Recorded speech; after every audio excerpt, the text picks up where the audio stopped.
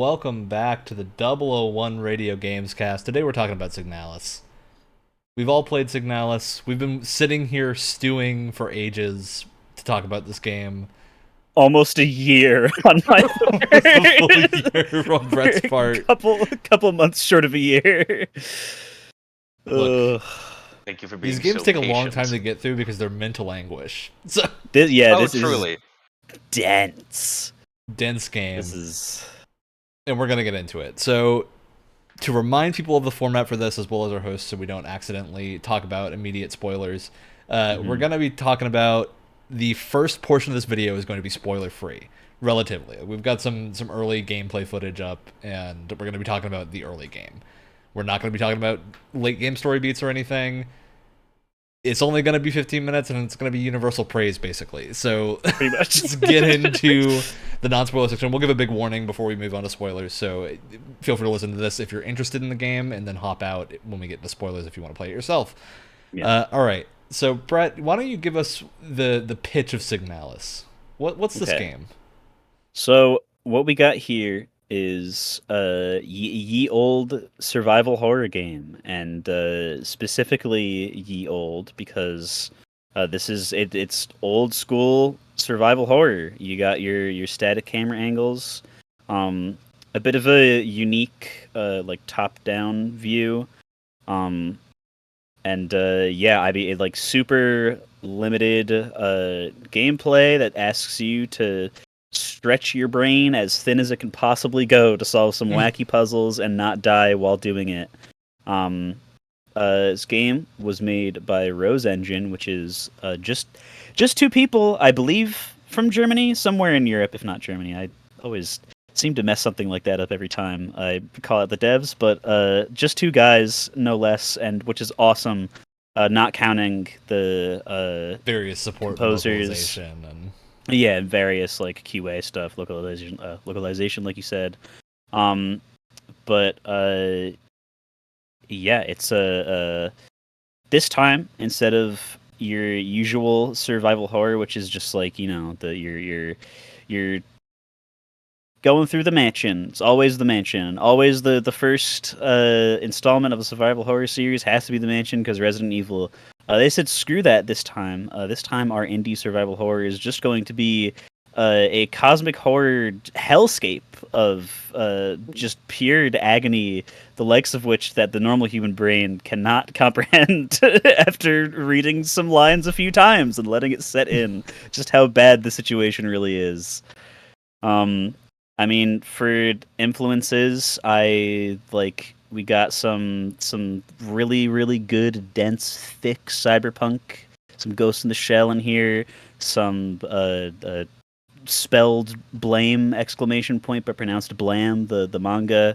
That's also very bleak and with characters that are just like mostly in jet black clothes that are very spindly. Yeah, a lot of negativity in this game. A lot of mind bending, reality bending. This is you could see running out of words to use already because there's a reason this segment is only 15 minutes, and that's because stick too long. What would you say is the type of what would you describe as the type of architecture used? Not brutalist. This is like it's Soviet pretty block. Yeah, architecture. it's beyond brutalist. It's very, very imposing, and also this is like for a game that takes place in, and I guess this is where we can start the almost unanimous praise. For a game that takes place in just like very like secluded, it's pretty linear the whole way through. Like it feels like you are in a world. Like you feel like you are in like a really set up society that's been around for however long it takes a society to become a spacefaring one. It has a lot of, and then to collapse. There's just like so many like just little blurbs of text that you can find and like notes and stuff, or just like environmental storytelling that you can see while walking around, or in the first person segments especially.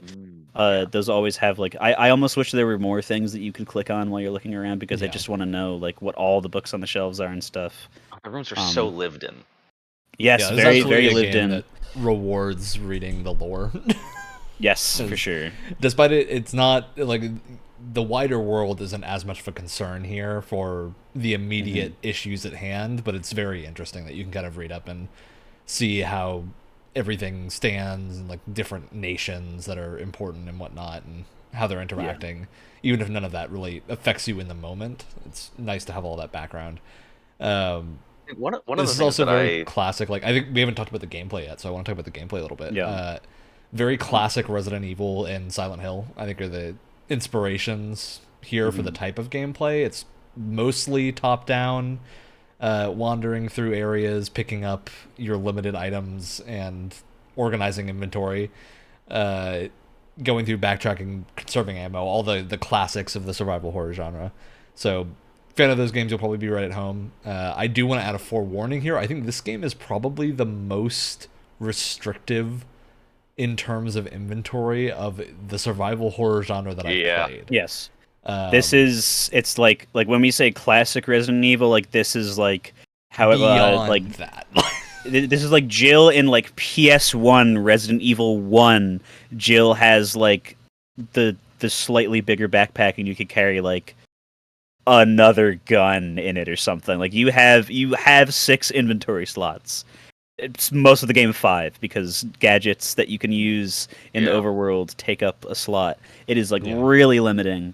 And I know for you, Ryan, was a point of contention towards the beginning of the game, especially where it's really you have to get used to it, and the game will beat that into your brain until it happens through trial and error. Actually, this is, I think, I have 2 complaints about this game. One of them is the doors, which I think the doors have janky hitboxes, and there's some areas where, because of the perspective of the game and the fact that they're not highlighted, it's hard to tell what actually is a door and what isn't. And that can get you put in some very bad spots. I would say the majority of the damage I took was trying to interact with a door. While a death conga line was chasing you. That's my one actual complaint, I think, is that just the doors are... I don't know what's up with the hitboxes. They're a little bit too small, particularly in the very last area. Everywhere else, they're mostly fine, but it becomes a problem later in the game. I think the inventory for me, if it had... I think they took it one step too far.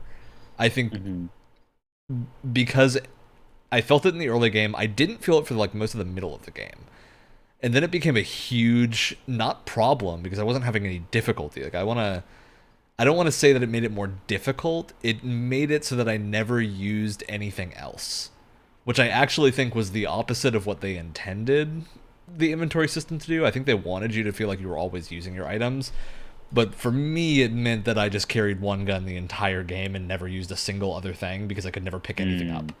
And I think that's kind of the opposite of the intention that they wanted in terms of using that. And I don't think that worked quite as well as it could have. I think a lot of that could have been alleviated by not making the flashlight take up one of your slots. Yeah, a part of me, I'm definitely more of a fan of the 6 slots because I have some absolute insanity crackpot things to go along with it. But I do also kind of agree that. I'm sorry, is there more deep lore behind the There rule is deep of lore 6? about the inventory slots. We'll get there. We'll get there. We're gonna start studying some numerology tonight, Alex Lavella. And by study I mean be completely inconclusive and just bring it up because it's interesting. But I like things like the flashlight or like the photo module and stuff. I wish that was like a thing that you could just like maybe only have one of equipped at a time. Exactly. Yeah. Ones. They're just as weird that these don't follow the same rules. Yeah.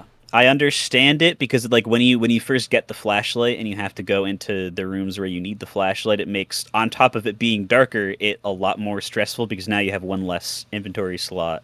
But it makes it a little more annoying because it basically means more backtracking because you have fewer hands to hold things in. I think, without getting too specific.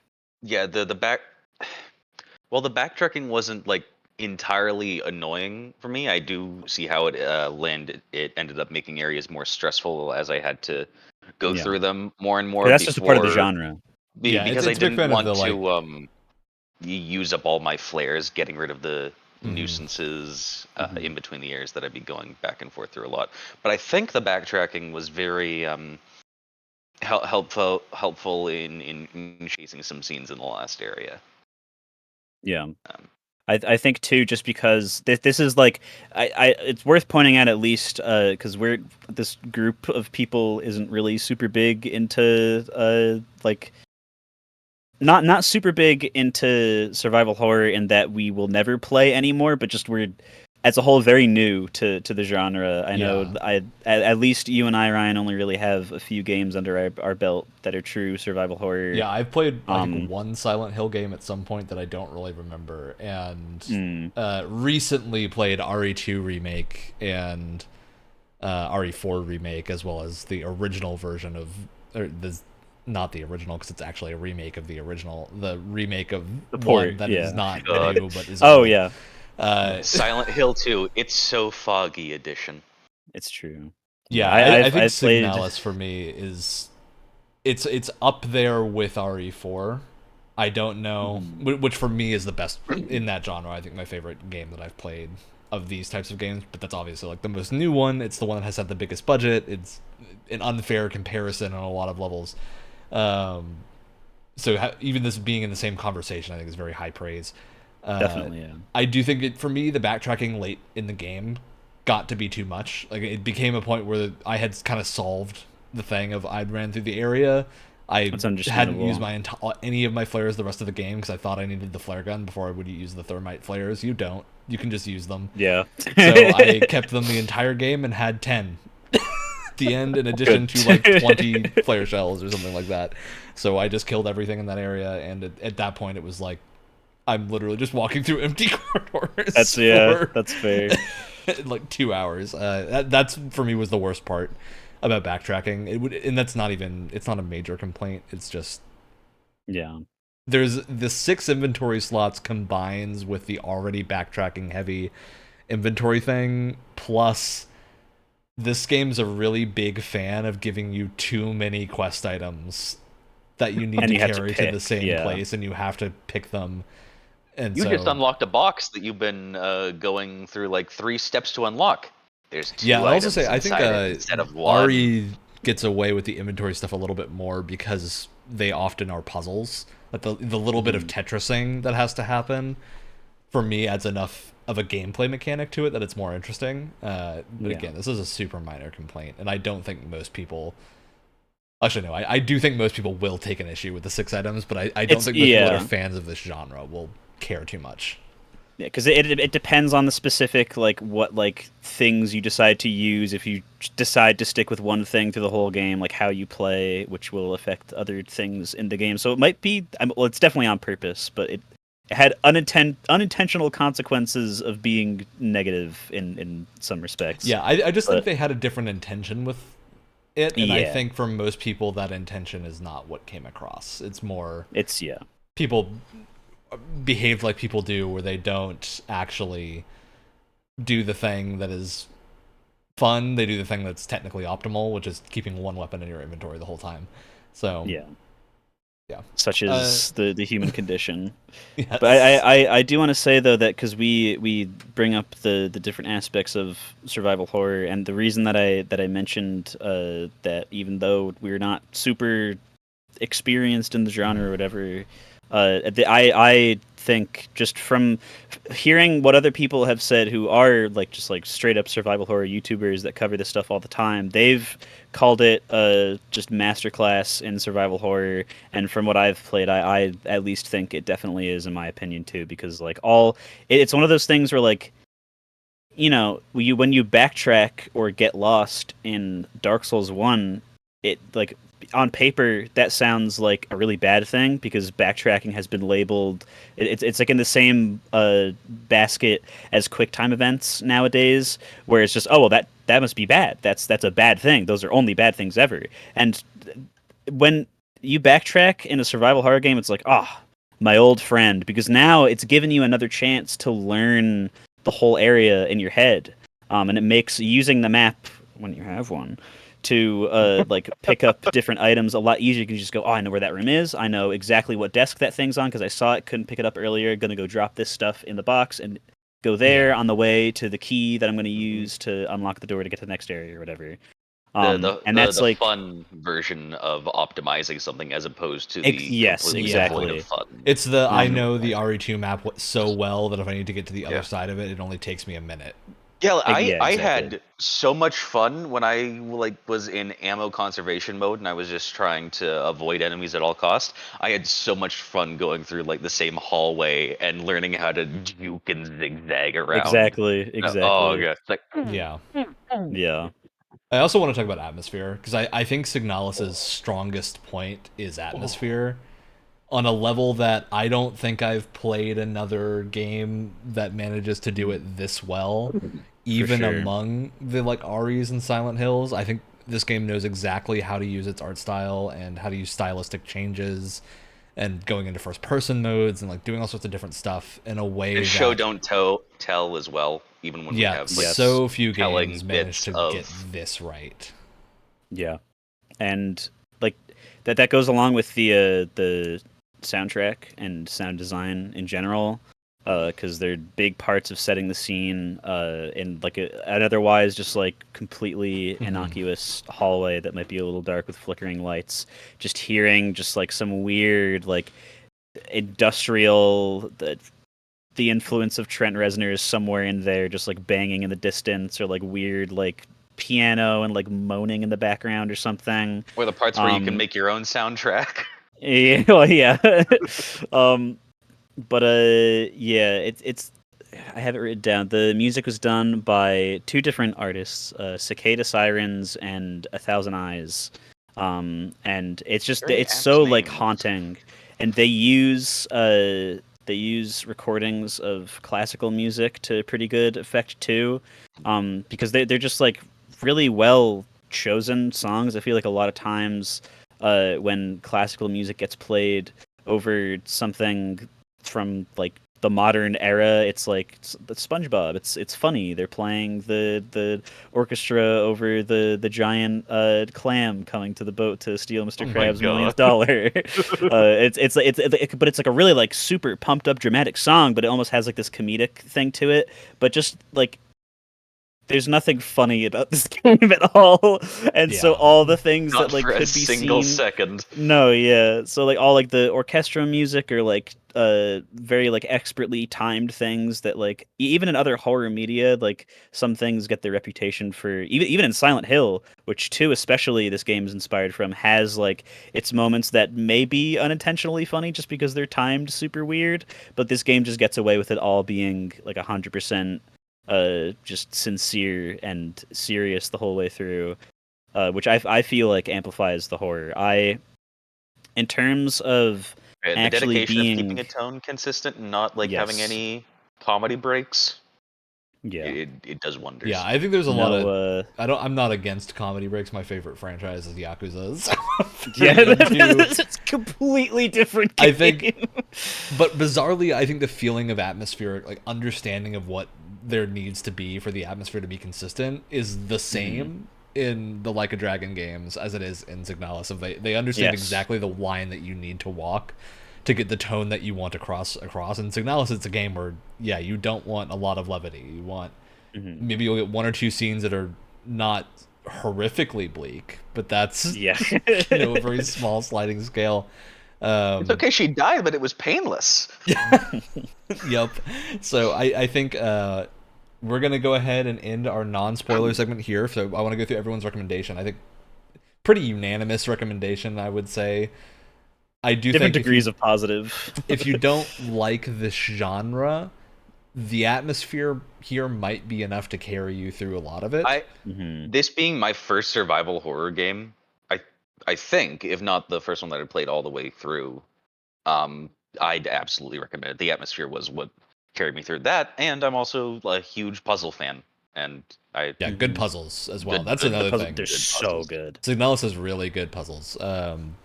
Better than I would say in most of the classic RE games. Resident Evil especially, yeah. Yeah. So I think there's a lot here for a lot of people, but if you're a particular person and you think the inventory management would bother you that much, There's I'll put it this way, There's a reason us three are on this episode. This is not a Wyatt game. This is not like Dead Space. This is not. You cannot. I mean, you can enter a room and go guns blazing, but you will feel the repercussions of having done that, and it'll be very clunky to do so because the game's not built around doing that. But if you like consuming bleak media with just a little bit of hope, if you like the setting and atmosphere to a degree where you like see the the King gameplay in that's on Yellow. screen.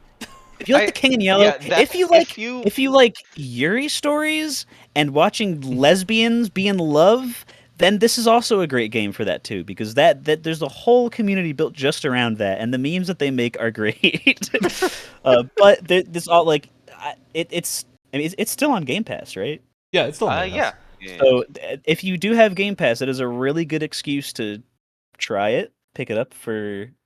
I mean, you will know if you like it or not in probably the first 20 minutes. You don't even have to give it the whole like hour and to if 2 not, hours this that is we not do. a full price game. It's like $20-something. So Yeah, and it goes on worth it at sale full pretty price often. even. Also, if you're a fan of robot ethics. Yes, Yeah, robot or just ethics. good character design. There's some really good character design here. Yeah. All right, we're gonna go spoilers unleash now because I think we're all holding it in. And Yes. just waiting for the moment that. Are we going to start with discussing the endings we all got? I think we need to build to that. I think we got to have a little bit more context before we get to endings. But let's go. Yeah. This is your final spoiler moment. Get out if you're gonna play this game because we're gonna go full spoilers. Brett, you're on. And it's gonna be insane. Yes, I just want to say that it takes a good like few seconds to scroll down my Excel sheet at full scrolling speed. Excel sheet. It has 69 rows in it. I did not do that on purpose. But yeah, we have. Even if I say we're going to cover it all, and even if we do, we're not covering it all because I feel like this is one of those things where new theories, new actual concrete information is going to be discovered by the community that's devoted to discovering it every single day. And People the have been devs looking themselves, into file names. Which actually. Worth pointing that out, and one of the episode suggestions I put in a while ago was inspired by this. The devs have publicly been like, we're not going to give you anything that isn't already in the game. We would like for people to refrain from digging through the files and data mining because the player's not supposed to see that. And we would like if you just don't use the demo as canon because it was a demo build from like 2 years before the game came out. Even if it similarly plays to the new one, it's not, or to the current build of the game, it's not like the same thing. I feel like that's a really mature and understandable move that I wish more devs would take when their stories are a little bit more up in the air. They said that at the moment where there was so much data mining of like people were trying to delve into file names to get answers because spoiler, the endings are pretty ambiguous. Like there's a lot of ambiguity in how this game plays out. And I think people were searching for a more concrete answer and the devs were just like, it's not there. Like there isn't a You can There's not a concrete answer in here. These file names are years old and probably not actually what we meant by the time we're done. So, I think my favorite one of these, and this isn't like in the search for like answers, but more in the search for meaning. That when I was looking into like more of the alternate endings that I didn't have time to get to before the Gamescast. The Flowers file name is Yuri. Yes, and I mean. There's nothing holding me back from scrolling down to that right now, so I'm going to have to Control F to find it. If I can actually I thought, that's pretty cool. That's very apt. That's the way I name files, which I really warning, this is not like this is a live show. We're not heavily editing and researching this, so expect mistakes. If we say something wrong, it's a mistake. That's another thing. There's so much up to interpretation that you could just completely disagree with almost everything that I say that because I'm not going to caveat anything else any of us says for the rest of the episode. Take it with the grain of salt that we could just be wrong. We all and the rest of the community we all and the rest of the community all have reasons for the way that we have come to these conclusions, even though they're not very conclusive most of the time. And you can have your own fun putting together different pieces of information to get to yours. But interesting that you bring up the flowers Alex, because so you looked into all of the endings, right? And you saw the I secret did. one. Yeah. We both did. I saw an explanation for its meaning. I have not seen a tutorial on how to get to it or get through it. Well, we're gonna go into that too at some point because it's pretty, nutty. Pretty sick. It is. It's insane. A pot of lilies shows up as an important player in the secret ending. Lilies represent many things, notably grief of one's passing, and also rebirth. In Japan, the word for lily is yuri, which also translates to girl's love. Yes, most people associate this with stupid hentai stuff, but here I think it genuinely has poignant meaning, as there's obviously no denying that Elster and Ariane are in love. By this point in the story, you've done the secret ending, you know. You've played through the game probably 8 times to get there. They smooched on screen. You they can't dance. deny it. They dance. It's well written. They smooch. There's no they ambiguity lay together. in that one. It's wonderful. Yeah.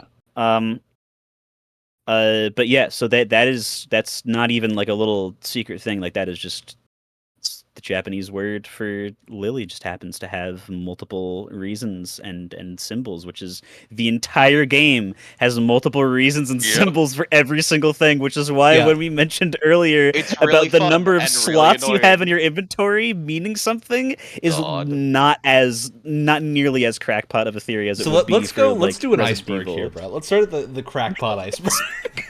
Oh yes. Oh good. Yeah. So what would you level. put at the top of this? Base level. Okay. Game is on Serpensky. You're in a couple different locations across this game. The first is the Penrose. The Penrose is fucked off in space. That's somewhere else. That probably way before. Penrose the first time. The first time it's fucked off in space, and maybe also a dream later. You're crash landed. But are you crash landed? Yes. Are you crash landed, or is it a dream? Okay, you're crash landed. You're crash landed because it's in space and everyone's dying of radiation. So yes. But you don't know that yet. We don't know that yet, but it doesn't matter because time's a circle. You'll find it later. Or is it a hexagon? Or is it an eye?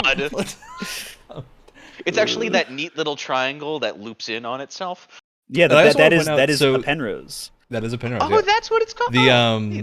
There is ways to assume that this game takes place in our solar system, because all the planets are lined up with real planets by description, but not by name. So Elster's based on a Venetian soldier who is... Venetia is Earth, but Earth did the big global warming and everything's ocean. So it's Earth, and then there's Mars, one of the other ones. I don't remember which one Ling is, but Ling is, I believe, where Serpensky base is. Yeah, yes, we have... That's like the Pluto equivalent, it seems. Yeah, the Pluto equivalent. We have Venetia, Ling... Bouillon, Haymat, and Keitsa? All these notes. I have the notes of them and moon phases that... Katesh. Katesh, yeah. Yeah, Boson, with the cloud cities. What cool names, too. Oh my god. Yeah. So there's a lot of parallels to... So we know everything is based on a real location in the Yuuzhan Empire, or whatever, the Yuuzhan Republic, whatever it is, communist bloc society.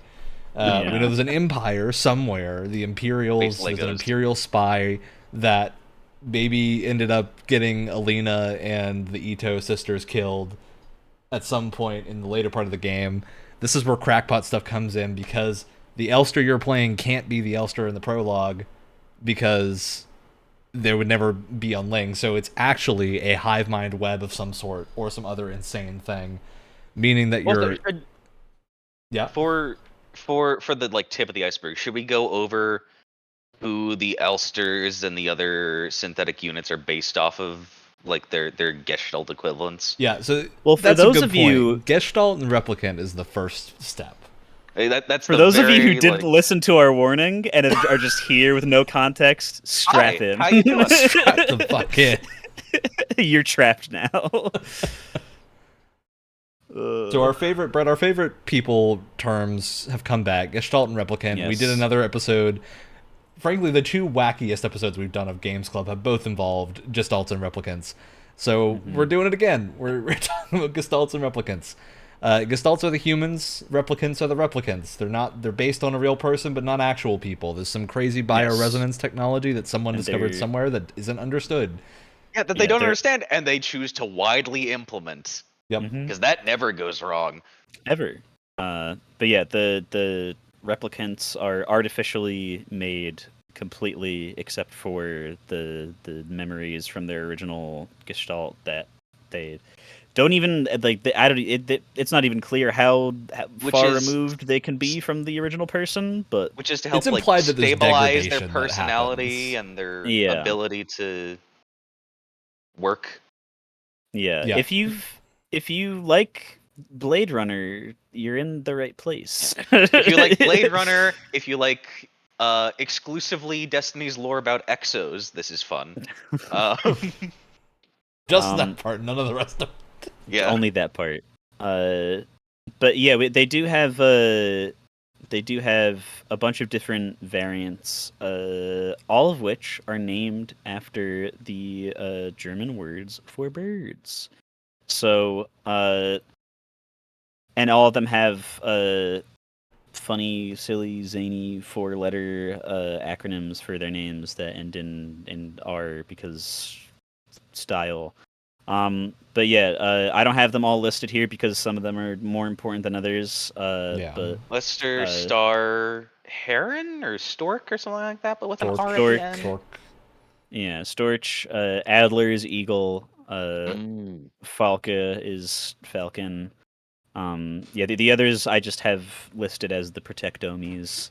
And there's other references do that I have them don't think we listed. have units for, but there's definitely things like there's a hummingbird or there's Well, an that's what owl Calibri door or is. things like that. Yeah. Calibri Oh, is hummingbird. Eule is owl. It's just the German words oh for wow, birds. oh neat. So yeah, Ara, Eule, Calibri, Mina, Star, Storch. They're Oh, just what's German Mina words for? for. Mine is the Uh, boss with the big gun. Oh no, well, I yeah, know but what it I is. What's the bird? yeah, I have a bird with a big gun. Oh. look, yeah, bird with a big gun because I don't have it written down. But Yeah. but yeah, so another interesting way of theming things that could definitely be looked too far into if you I'm really sure wanted there's to. plenty of symbolism for why they're all Absolutely, birds. yeah. Yeah. I also want to mention this game does. It has a lot of lore notes about the different classes of replicant that you can find. Which are That really also fun to read while I was include being chased. warnings that they destabilize. Yep, and So how that In certain you go conditions. knowing it was broken. how fast they Yeah. do, how stable they are, what What things not trigger to them or do. set them off, what you can use Exactly. to stabilize them. It's that's the most interesting part to me because even though they're they're just enemies, really, they didn't have to have any personality. The fact that they actually delve into like the kind of personality that they had before they became corrupted by the bioresonance. Like you can go into like the Colibri's rooms and just like all the things that are there line up with the things that they like to have around them. Yeah. And there Oh, does come a point where you get back to the Penrose and you playing as Elster walk up to a little sealed envelope and it says, "Hey, this is for your Gestalt eyes only. If you're the replica Elster that this is referring to, do not read this." And by this point, you've already had the opportunity to just organically find and read all the other replica Yeah, so like it's just probably in the diagnostic back of your sheets. mind so that I know you haven't Ryan. had that piece of information Yeah. for you yet. Ryan, you said that you immediately went opened it. I Oh. immediately opened it. Did you, Brett? Yes, Instantly. Yeah. because you get a choice. I playing this the first time. I knew I was going to be playing it again, so I didn't even care if this is a way that the paths would converge or diverge in the story. If this is a choice that would affect something like that, but it does tell you should you open this, yes or no. And if you open it, it just so happens that literally every single thing that Elster and Ariane were doing on the ship alone together were things that you are not supposed to do with an Elster Yeah. unit. And so that Oh, was we're a watching really wartime movies. And then yeah. Ariana has a note was like, all they send us are wartime movies. Like we've watched It's really these scenes over and screwed up. over again. What? It's like that. There's something about certain kinds of music, Dancing uh, together. Music, dancing, dancing. painting. It's yeah, like Which 'cause also it they're brings up the question of like, are these written from a perspective of we don't want them to destabilize, or is it that they don't want them to become individuals? exactly yeah. That's kind of left up to Which is interpretation. interesting that you say individuals, because the bioresonance ends up being a hive mind-esque type The thing. meat. Well, okay, so bioresonance is wild, and this is closer to the other side of the This is iceberg. getting closer to the. Yeah. Do we want to do this in any order, or are we just? So I'll say bing bong, the important character here that really matters is Ariane and questionably Alina. So the start of the game, you're Yeah. going into Saprinsky base to look for Alina. Alina is not in Saprinsky base and is probably dead at the time that you're going to search for her, if not way beforehand, because later on in the game you find like a shrine with 2 photos of dead people. They've got like a black military stripe to mark that they're like deceased, and it's Alina and someone else. I forget who the Issa? other person was. I think it was Issa. Yeah, Alina Seo and Issa Ito, I think, because you But find it's out implying the that Ito both of them were dead sisters- beforehand, and that this Yes. is some weird dream state. But Ariane was a person that didn't fit into the society that the Yuuzhan group, whatever type of Reading word all for those the second banned half of the nation books. is. Because she was raised by her mother in She the liked radio art, tower, as she liked opposed to the individuality, community. she liked books, and those were not valued things in the society, so she was bullied and ostracized and didn't fit in anywhere, so she joined an experimental military program because she saw an officer that kind of looked like her and went, I wonder how she feels if she's having a good time. And so she joined the Penrose program, which later on we learn is actually a suicide mission. It's basically a way for them to Literally, get rid yeah. of people that don't fit in. Because it appeals to people that are different. So It's if you're one of those people where you've ever been like, I wish, oh my god, I wish I was alone right now. I wish I could move out to a cabin in the middle of the woods and never have to deal with people ever again. You're exactly the same kind of person that they're preying on, because Ariane is exactly that kind of person, and it's billed as like you're gonna be sent and just off in a direction, and you're gonna discover a new place for humanity to move on to. A new planet for us to conquer as a wonderful empire, as a race, or as you a make species. first contact or something. Exactly. And just the probability of being launched off in a direction and finding anything is like throwing a rock into the middle of the ocean and hoping that it ends up on an island. And there's like so many, like, again, in the ship there's just no attention brought to them, but you could pick up and read all the diagnostics of like, hey, this system was meant to last for exactly this long. If you made it this far, there's nothing we can do. Don't eat each other because that's bad. Oh yeah, It's like, oh, while replicants may appear soft and fleshy in nature, it's all synthesized. Do not attempt to do Yeah. it; it will be very harmful for you. yeah, oxidant fluid is not the same as blood. Do not eat Even though it looks like it. Yeah. And that's the thing too, is that this just random throwing shit at a wall in a vaguely icebergian format, which it's not an iceberg. This is a meatberg. This is a meatberg for sure. Now this is a meatberg. The burger. The meat burger. It's really like when you play the game in the order that things are given to you, it's very clear that you need to be like a super mega ultra genius to understand everything that it's throwing at you in only one playthrough, without like, all right, if you're not going to play this again, like watch somebody else play a little bit of it, or like when you're looking up things on your own out of curiosity, some things will start to click because it's just so dense. So giving the information of the game to you in the order that the game gives you, which we're assuming you've already played it if you're here, it's not going to do it a service because it's just kind of blended up and thrown at you in a random order, it feels like, anyway, which works in the game's favor. But it does make it very hard to go through like story beats in an order because there's really like time. It makes more sense for us to jump around and follow one thread to the end than keep jumping between threads. Yeah. All right. So I want to throw some space nerd shit at you all.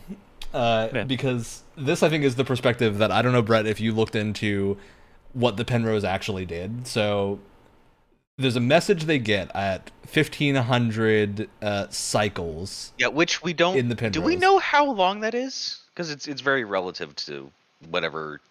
I would assume they mean days. I think that's I feel like a rough it's idea. Yeah, I feel like it's just like cycles of like the Earth rotating kind of thing. Yeah, that would be my default. So you get a message at the 1,500 days that the they're approaching the Oort cloud.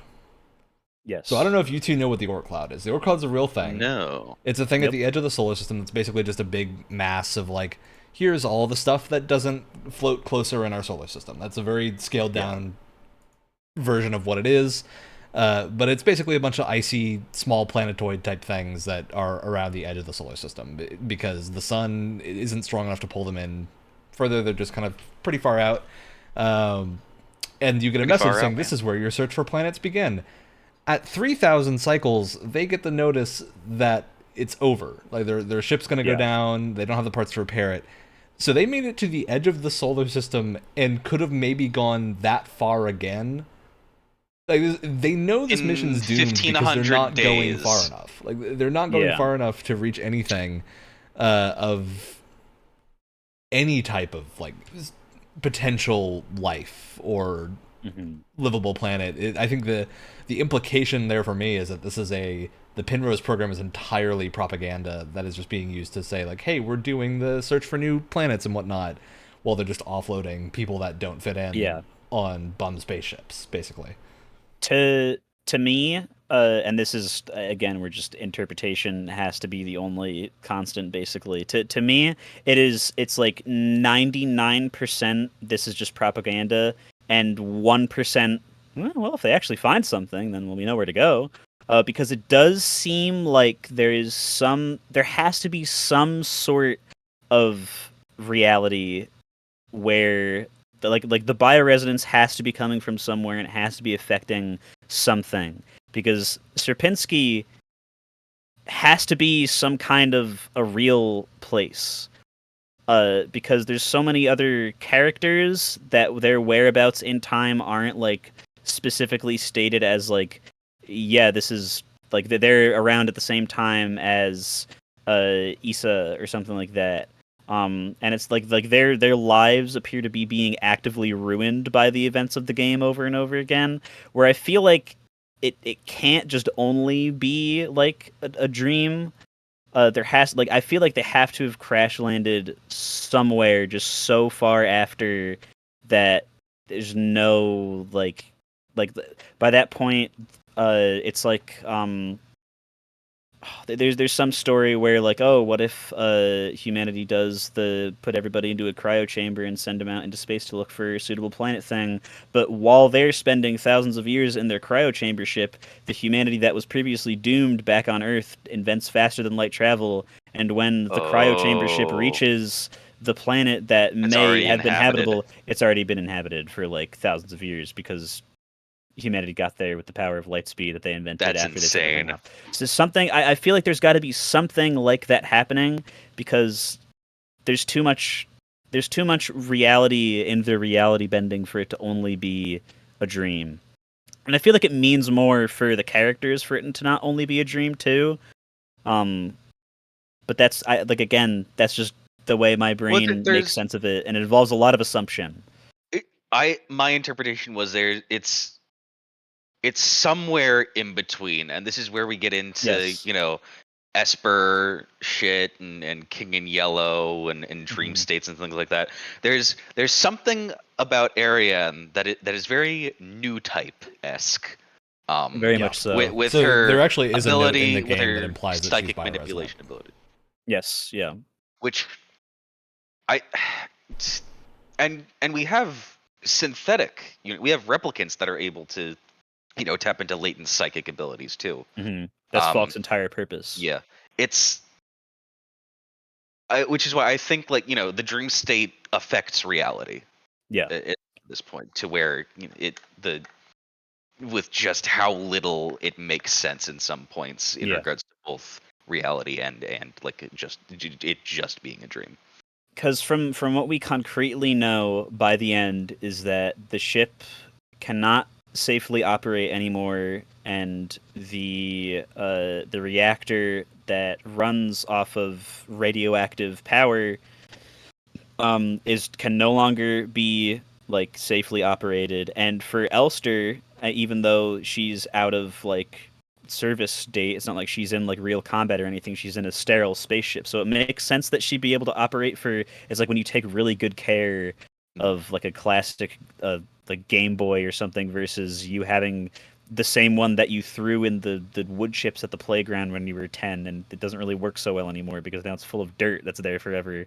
Um, like Ariane couldn't live there anymore because the radiation gave her mega space cancer and she died. And I'm sure something between her being more bioresonant than the average person and the space cancer and just like her mind deteriorating and just the dire situation and length of time that's gone by and everything, I feel like that's that's where the bioresonance and reality meet to interact and affect each other, and that's where you get the wacky, crazy, non-linear reality time bending scenario that the game takes place in. Oh my god! Also, with the with the sending them out on the suicide mission type thing, them knowing it's gonna leak or like components are gonna start failing, acknowledging, hey, you're gonna get horrible space cancer. Alternatives are you kill yourself, you tell the replicant to kill you, or you just go to sleep forever in the cryopod. Yeah. I'll also say it's so super brutal. The crash at the start is on an ice thing. The Oort cloud is icy planetoids, basically. So I think the most likely, and like again, this is where we devolve into nonsense because none of this stuff has any way for us to tell what is real. But it could have been implying that they had crashed on an icy thing because the Oort cloud is like time and again as large as the solar system. It's massive. Well, so they're not going to leave it unless they're going dramatically faster than they are. Do we think that what you said before with the FTL travel, something already colonized the Oort cloud and that crashed and burned and deteriorated for where they landed? Or if there's already some dreamscape, there's definitely already some dreamscape manipulation fuckery going on. But the first thing is, you get out of the ship, you're wandering around the S. You go through the gate, and you find the hole or the well. So we're saying the gate is like the dream entryway. That's the thing. I don't know if there's a concrete entry and exit because in Silent Hill at least, the concrete, like you can tell that you are in the other world when everything's like covered in rust and stuff. But even then, when you're not in the other world, things are still foggy as shit, and there's the monsters are still around. It's just like a lesser like it seems to be much like operating on the same thing where it's like a spectrum of reality and dream. And this is another thing where like this happens with everything that comes out that is like praise, that there's always got to be some people that are like, actually, I don't think it's very good, and I'm cooler than you, so I'm right. And people like just so many people just like, I don't understand. This game just doesn't make any sense.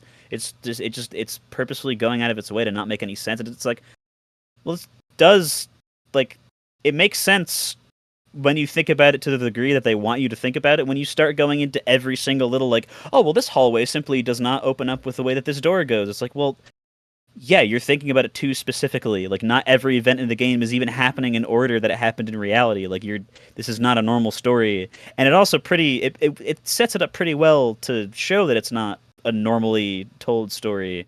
But for annoying people on the internet that I will foolishly pick fights with till the end of time, it apparently was not clear enough to them. But yeah, I think to assume, at least for me, to assume that everything is all dream or all reality, it just doesn't 100% work. I feel like there's got to be some kind of middle ground. This game leans super heavily into Lovecraftian cosmic horror at a certain point. Yeah. And that's also a common thread in Lovecraft stuff. And one of the quotes that is the mixing of dream and reality and where the line stops. Yeah. One of the quotes that I could have lived my entire life without seeing or hearing or reading again is things that have learned to walk that ought to crawl. Yeah, I absolutely, I think that's, I got actual chills down my spine when I read that. That's one of the quotes that the demo ended on. And like it was like that, and it's very like super old school French expressionist experimental film inspired cutscenes, which is just awesome with just like words and different languages appearing and really quick cut stuff.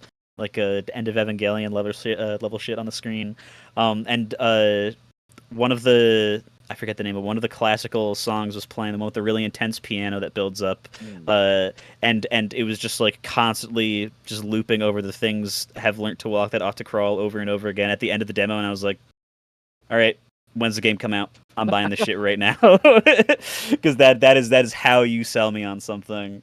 And also just like because I have an entire section off the King in Yellow.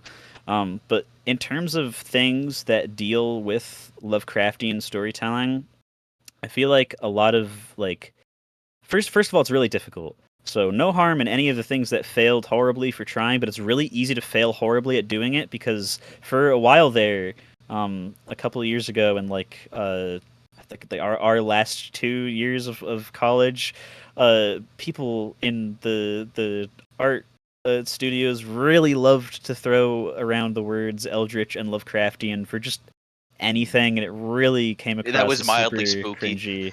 It's just like, dude, that's just a big shadow monster in the background. Cthulhu Also, does not scare me anymore. Also, giving credit where credit is due, I believe The King in Yellow came out before It did. Lovecraft was Yes. writing things. I don't want to give more credit to the person who named his cat a certain thing.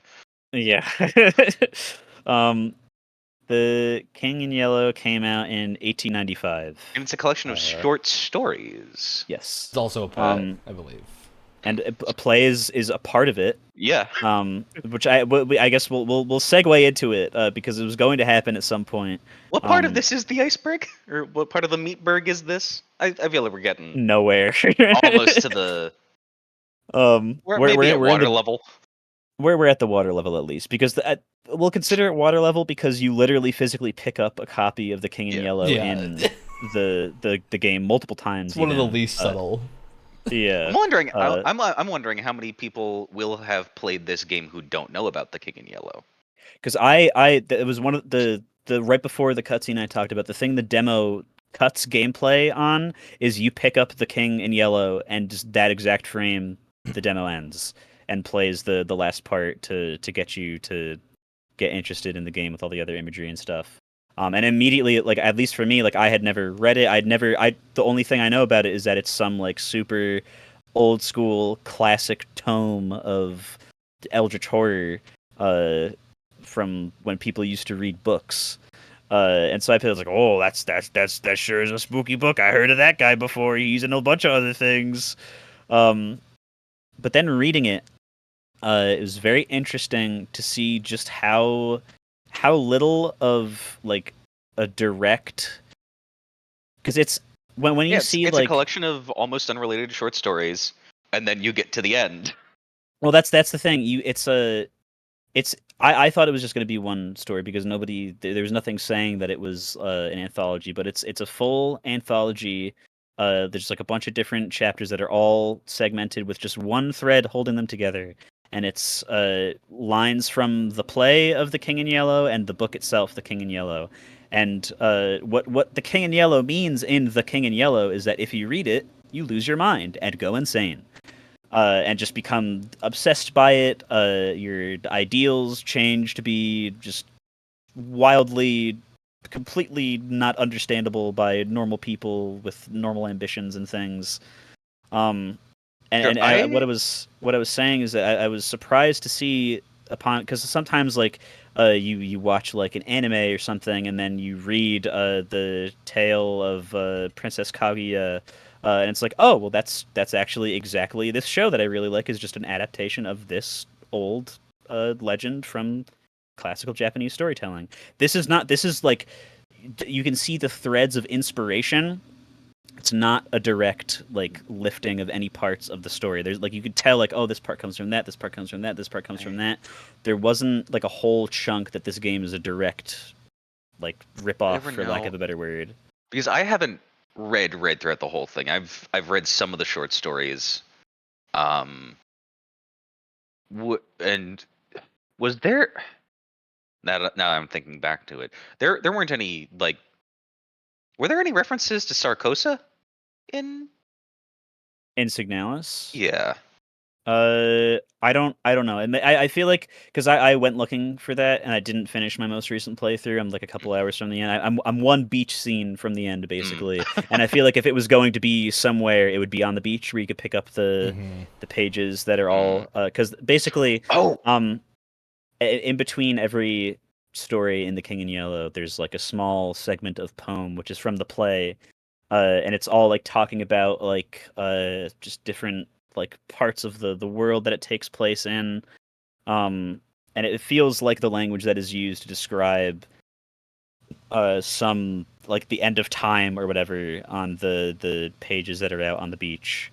But if this we just get it out of the way so that I could stop thinking about it. But yeah, written in 1895 by Robert W. Chambers, notable for in its own lore driving the reader insane. Pops up multiple times in the game, so that of course can only mean good things. Of course. And it's interesting because I saw a very snobby YouTuber when I was looking through what other people were saying about this game. I saw a very snobby YouTuber who was it was basically just like a 4-hour video of him sitting in just like a corner cam while the game was being played, and he was just like, "If you haven't read The King in Yellow, you do not understand Signalis' story." And I don't agree with that at all. I think you can understand parts of what the game is trying to give you 100% fine, because as we've discussed, and as I think it was Grimbeard, another YouTuber, said along the lines of, this is not a game where you're supposed to understand every single thing, you're supposed to get a vibe, and as long as you've gotten the vibe, you've successfully reached what the game wanted to get you to. I think The King in Yellow, even if you haven't heard of it, gives off that vibe. Yes, if it's exactly. This weird like I think most people have been book that you find in this horrifying setting, exposed to the ideas of like at the heart of the book King in Yellow as to what that sort of means in other media. Like it's not a thing that is like, if you've seen any horror movie, most of them have something related to it. Yeah. Also, my other favorite King in Yellow reference was Adler. Yes. God, I hate his fleshy or non-fleshy self. Yeah, he wears no mask. He wears no mask. And Death Island. That was another really fun, like recurring. Oh, we'll get to symbolism. That. I'm demanding that we get through this section because it's a chunk that needs to get out of the way. But I have a direct quote here that I think is just applicable to the entire game itself. This is from the first part of the book. I think the very first. It literally says within the first 2 pages of it. No definite principles had been violated in those wicked pages. No doctrine promulgated, no convictions outraged. It could not be judged by any known standard, yet, although it was acknowledged that the supreme note of art had been struck in The King in Yellow, all felt that human nature could not bear the strain, nor thrive on words in which the essence of purest poison lurked. And that's just describing the game. Because if you try to define it, you're stupid. But if you get the vibe, you've been brain poisoned a healthy amount. One can analyze it forever and never reach 100% infallible conclusion by any human standard. And I put that this is what brings the game beyond being defined by just a video game and actually like a piece of art, because you could put this right next to one of those silly modern art things that's just like a line on a big canvas and that's it, and it's think about it and it's just the same thing. So I also have also in the first part, I have written the repetitive poetry that the game like evokes either similar or the same lines from, and then it also establishes, again similar to the game, it establishes an atmosphere of American prosperity in the year 1920, which again this is written in 1895, describing society as a sort of industrial utopia at the expense of many nations and peoples, but it brushes by that part. And it really feels like it uses similar language that the world building of Signalis uses, where it's like very like, we are so prosperous, we have all these big buildings, all this big technology, we are built on things that we do not understand, and we kill people all the time for fun. And also, there are the crux of the first part of the King in Yellow revolves around recent government approval and construction all around the country of public suicide booths. Where if you deem yourself not fit to take part in society, the government has no problem and is enforcing calmly to the people that you are encouraged to go to these places and you will be taken care of in the booth, which may or may not sound familiar to what Ryan said earlier, but on a less, banging you over the head with it way, and that they're tricking you. I also have written, this is another quote, the ambition of Caesar and of Napoleon pales before that which could not rest until it had seized the minds of men and controlled even their unborn thoughts. And that I thought was very bioresonant-esque. We mentioned before, but we should probably mention again just how important just the love between Arianne and Elster is in the story. Is that through all of the bioresonance just destroying reality, you kind of get the interpretation that it is kind of born from Arianne's obsession with, like, yeah, her past is in there, but Elster needs to get through the bioresonance to get to whatever's left of Arianne. It's very, very obsession based, very obsessed with each other. And then I have you mentioned wearing no mask earlier. I have a nice sizable chunk on the second part, which is called the Pallid Mask, and it entirely revolves around an alchemical bath made by a sculptor that turns anything placed into it into pure white marble. This man has invented the AI art of his time, where it will just make something a sculpture if you throw something into the water. The first thing the reader, because it's from somebody's writing their recollection of it down, the first thing the reader sees being thrown into the pool is a white lily.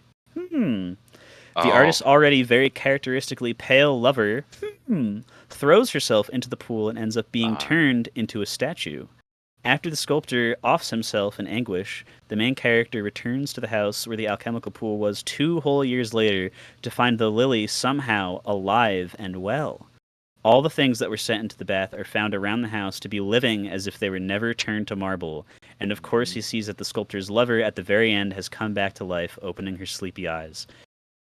It's the cryopod. Exactly. It's the cryopod. It has ties to the secret ending that we'll get into.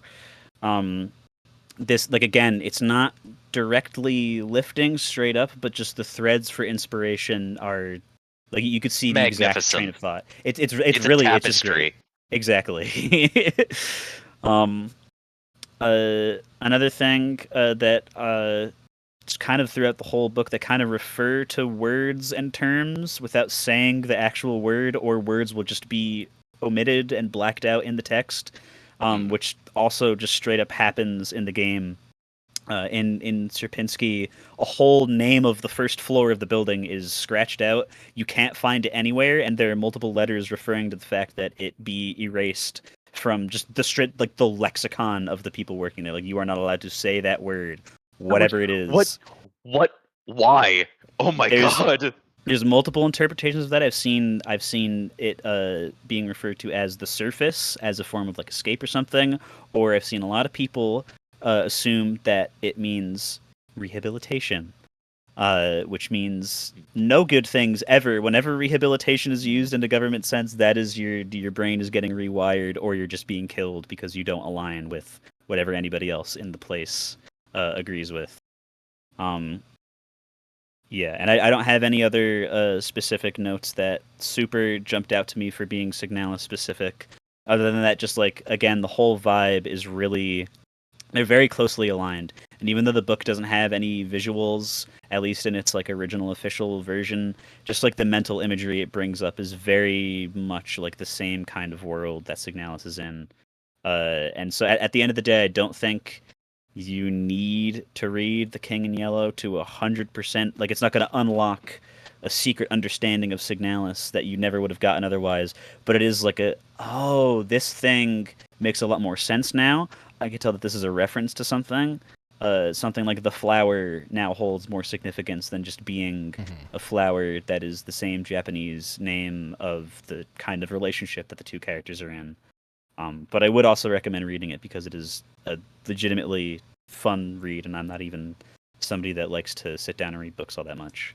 But that's that chunk over. We can now refer to it in passing and not have to have the fact that we haven't talked about it yet loom over our heads for the rest of the video. So we passed through the King in Yellow part of the iceberg. Yes. And now we go to below the waterline. So you just did your King of Yellow thing. I'm going to take us around a little bit to a different area of understanding, because I also played another piece of media recently that reminded me of Signalis in a lot of ways. And this is going to be maybe a little startling to you two. That media is the Remnant series of games. Awesome. What? So, at the end of the first Remnant, or throughout the first Remnant, and this is spoilers for Remnant, not Remnant 2 because I haven't finished that one yet, but spoilers for Remnant 1. Remnant 1, there's an alien species called the Root that's invading and taking over planets, and you learn the reason that they have access to your planet is that the government in the Cold War started investigating these big red stones that appeared in different areas and allowed you access to different worlds, and people Those called are the things dreamers. that you say that, aren't they? Yep, the people called dreamers could unlock these stones, and like one of the dreamers basically allowed the Root into Earth, and it was taken over. Fuck. So of course they're called dreamers. Ariane is a dreamer. That's what's going on. Literally. This game is canonical to the Remnant franchise of games. Of course. And it sheds a lot of light on what goes on in those games as well. Remnant is still happening on Vienna? And we're here. But I do legitimately think it colored some of my interpretation of the game to be a little bit more predisposed, because I had played Remnant 1 like 2 weeks before I finished Signalis, so it was fresh in my mind. So I went in like predisposed to, once I got into the area nowhere, I was like, all right, we're in Dream Realm now. We're in weird bioresonant hellscape. Yeah. Nothing past this point is going to be physical or real in any way. It's all some twisted mindscape born of a woman with cancer in a only if not to beat you over the head with that symbolism with having the corridors not line up, which I thought was a wonderful addition, but also really frustrating. I will say, I believe a lot of that stuff comes directly from Silent Hill. Like 1-to-1, I believe there's an area called Nowhere in Silent Hill that uses a lot of the same stuff. There's multiple places in Silent Hill called Nowhere, and there is a part in 3 where towards the end of the game you are in an area that is just straight up no longer attached to reality at all, and so Heather doesn't even have a map. But in Silent Hill 3, you pick up a piece of paper and a crayon, and she draws it herself as you're exploring through it. Cool. There's no paper in in this horrible hellscape world, so Elster does not draw a map in Nowhere. You just kind of have to fly by the seat of your pants and draw one yourself if you are so inclined. Yeah, which is the issue with drawing a map fun. Yourself is that the doors don't connect. Yes. As well, so you're having to deal with the doors no longer line up, so you're leaving one area and entering the other. You're leaving one area and you might enter from the right in another area when you left from the left. It's like a weird, twisted version of a map. I think that section was really fun. I do think a lot of people probably aren't as much of a fan of the no map thing. Yeah, it's grueling, but on purpose. But I'm also saying that as someone who has games navigationally have never given me issues. I tend to be quick to get the navigation stuff. It was also 8 out of my 10 deaths happened in Nowhere. It was also like the part of the game where I spent the least amount of time in, so I think it was fine that there wasn't a map. Yeah. There's the Dreamer iceberg. The Dreamer layer. Now, we can probably, I think we're at the point where we have the necessary understanding to talk about endings, if we want to jump into ending discussion at all, or if there's something else we want to talk about beforehand. Because I think the ending discussion will spin us off into other discussions. I think that'll be a good, spool to use All right, for should other we go threads. from worst to best, or the one that we got on the first Worst run to best. through? Okay, so this is another thing I gotta add here. Worst to best is not gonna be valid for this because this is It's so very open to Oh, subjective. interpretation. bad. It's so subjective. They're all bad. There's, but Yeah. they're all bad, but there's varying degrees of self-fulfillment and freedom in death Yeah. that one reaches throughout the different endings. Well, There's various versions of accepting your situation. we should, I think, go over the first ending, which is a fake out, which I Yeah. love Yeah. when games do this, and I say I love when games do this. They never do, but I The literally the other first game time. that we talked about with the words Gestalt and Replicant did the same thing, and Brett and I loved it. What And what was so, the other game that you got for Nier? this? Near Replicant, yeah. Nier Um, Replicant. So listen. I play a lot of big, heady, stupid PS1 filter slapped on the screen indie horror game demos all the time. They love their Silent Hill 2. They love making you think about things and just feeding you really esoteric imagery. When the fake out ending happened to me for the first time, I was like, "Oh, all right. Well, I guess I had to do another playthrough. That was it. All right, I'll have to ruminate on this." And I sat there thinking about it for like straight up like 20 minutes to half an hour, and I was like, that was so interesting. I wonder what I'm gonna have to do differently to get some other things to happen. And I was just like, I'll make it easier on myself. What did other people do? And the second that I saw Oh somebody refer to a no! final boss, I was like, close tab. There's something else Oh, here. oh no! And then lo Oh, and behold, if you press that start button again, it's not a start button anymore. It's like It it's says not continue, begin. but it's like yeah, it's it's begin. Yeah. I actually think it begin happens if you anew or press something. any button. I think if you use the quit button as well, it Because I will didn't even try. jump to the I next just sat on thing. the screen. But yeah, I've never been so happy to be stupid in my entire life because that made that experience really, really fun and memorable. It's literally just like you have a whole like 2/3 of game left, you silly little boy, you. But yeah, it fakes you out, and it's basically you Elster failed. She couldn't get the door open to get into the Dream Penrose and the Dream Bloodscape. We And have a fun she little Ghost in the Shell reference. yeah, she goes in the shell, rips off her arm trying to open it, like Major's trying to rip off the top hatch to the spider tank at the end of the Ghost in the Shell movie. Um, and yeah, that's it's not an ending, so it's not final at all, but it ends in failure. And then after that, that's when you go to more and more corrupt versions of Sierpinski and Penrose and stuff after Nowhere and all that stuff. But You oh I this is like when people start talking about Netflix making a Dark Souls show, it's like what? what's the point? What are you doing? Why is this even a That's how possibility? you ruin media. It's yeah, that's how you like this is Signalis You're no longer able to can't get the point of Dark Souls if you can't play the game. it's yeah, like you can't experience Signalis the same way outside of its video game form. I understand not Yeah. enjoying playing survival horror or being too scared to do it on your own, so you watch like a streamer do it, but even then you're like experiencing the game along with someone, so that fake out affects Mhm. them too. Like it's still a game. I do Also, think with you could achieve an adaptation of Signalis that is very good. I think this is a game that Yeah. would actually make a good TV show or something if they were doing like with a 3 episode run or something. I say with the Mhm. 3 episode run thing, I would recommend that they release the episodes out of order. That would be funny. Just like yeah, So just fun. like crazy nonlinear storytelling. Okay, we couldn't do the video game aspect of this anymore, so we're going to We're going to do quadruple crazy in a different down. way. Exactly. Yeah, we're gonna I double would down on love the for French something to do expressionist that. film. Well, I mean Yeah. that But fits with one of how my you were talking about, Brett. That the point of the game is the vibe. Like Yeah. there's no specific takeaway that you'll have at the end of this that is correct. It's more the vibe. Hmm.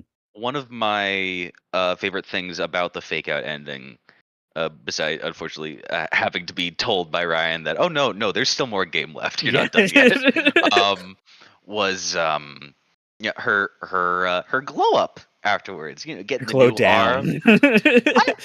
The Oh, I thought you meant in character the menu design where change. she's bloody. Yeah. Oh Well, god, Maybe that with yeah, the light too. left to rise. The light, where the light yeah. left her. No, her new arm, the cool chest plate, which also does a fun little thing about when you get the worst possible ending, showing it you're not following the same replicant. Mm-hmm. Because on the So worst possible ending, after you get the chest piece in that final cutscene, she still has the normal chest thing, I and she just have goes off to die. I have the events of the endings here, and I'm also going to include. This may be disproven by this point because this part of the notes is a little old, but how people think you can get the normal endings. So we mentioned before the podcast started that Ryan and his pre-recorded thing that he's showing opened up a menu and pressed a button that Alex and I straight up just had never bothered with before to reveal a different part of the menu, because it's not like there's no mechanic really tied to it. It's just like a diagnostic where you could see like Elster's body and stuff. But I am a sci-fi slut, and so I had to Of go course. in and look at the sci-fi stuff and press course, every 'cause button it's in there. the sci-fi menu because it's Was there. there anything in Brett, your when I'm Elster playing manual Armored Core talking 2 on about my PS Vita, I turned on every HUD element immediately. Oh my As all you of them, should. just so I can have as many things. The altimeter is useless, Brett. It takes up so much of the screen, but I want exactly. HUD. It doesn't do anything. Exactly. It's right in the middle too.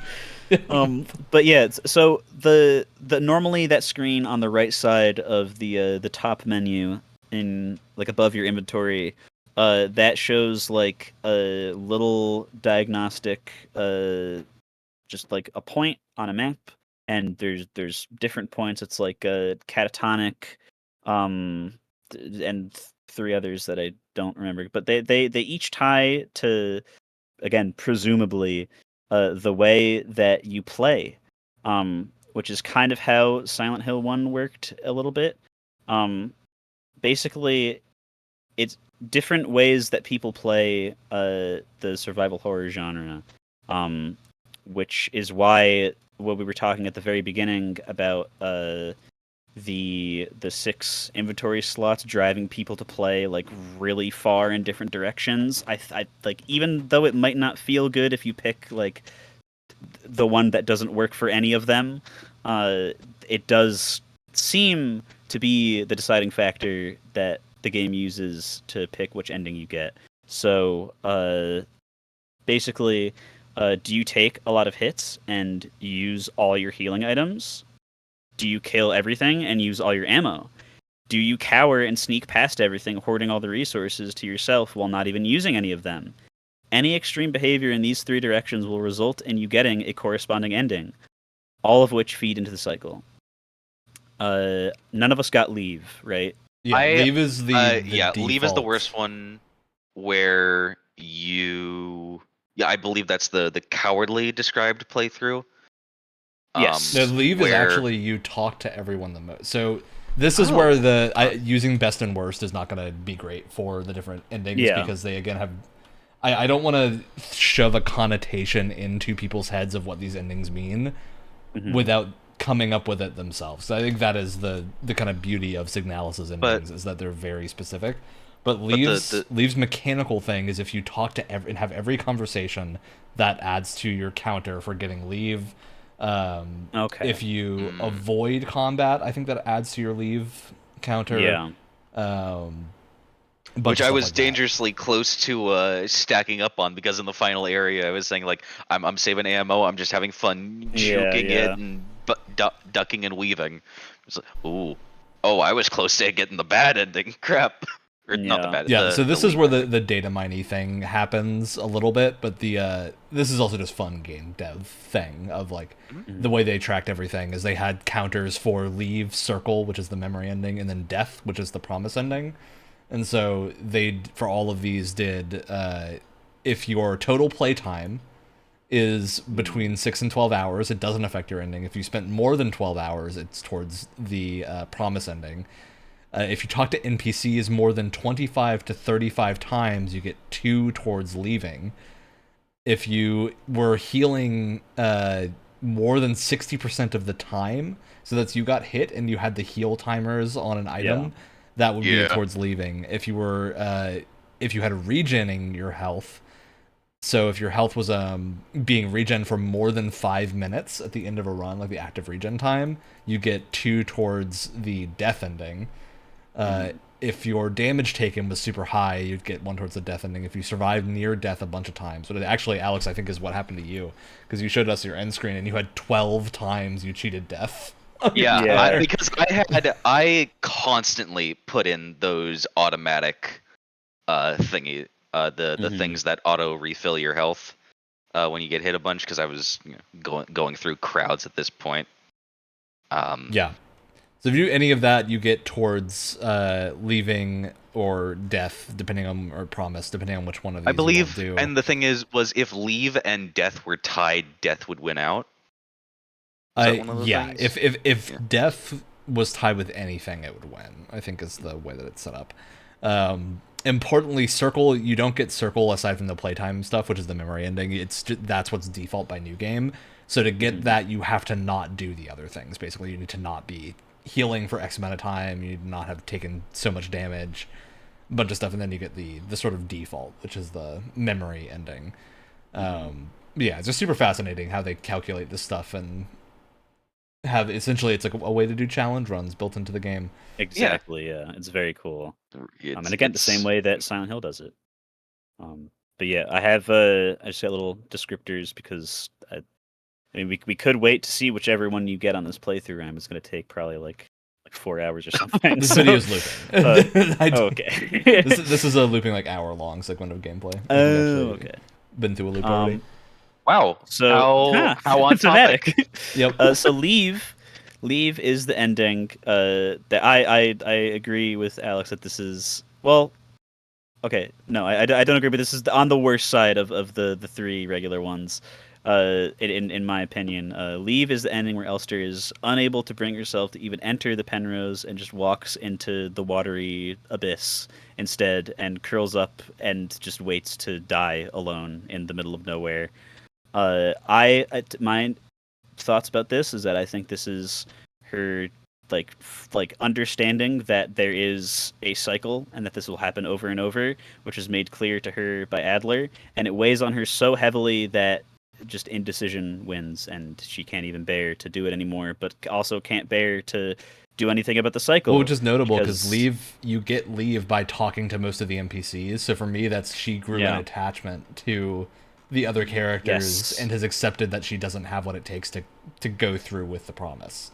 Yeah, there's it seems to be like the game design understanding of talking to characters besides your main love interest that you can't talk to is something in common with this in Silent Hill 2, where in 2, if you talk to certain other characters a certain amount of times or check on them when they're injured more, it'll actually, the game understands that as you loving your wife who you came here to save less, because you're caring for other people so much. So the entirety of Silent Hill 2 is so that works.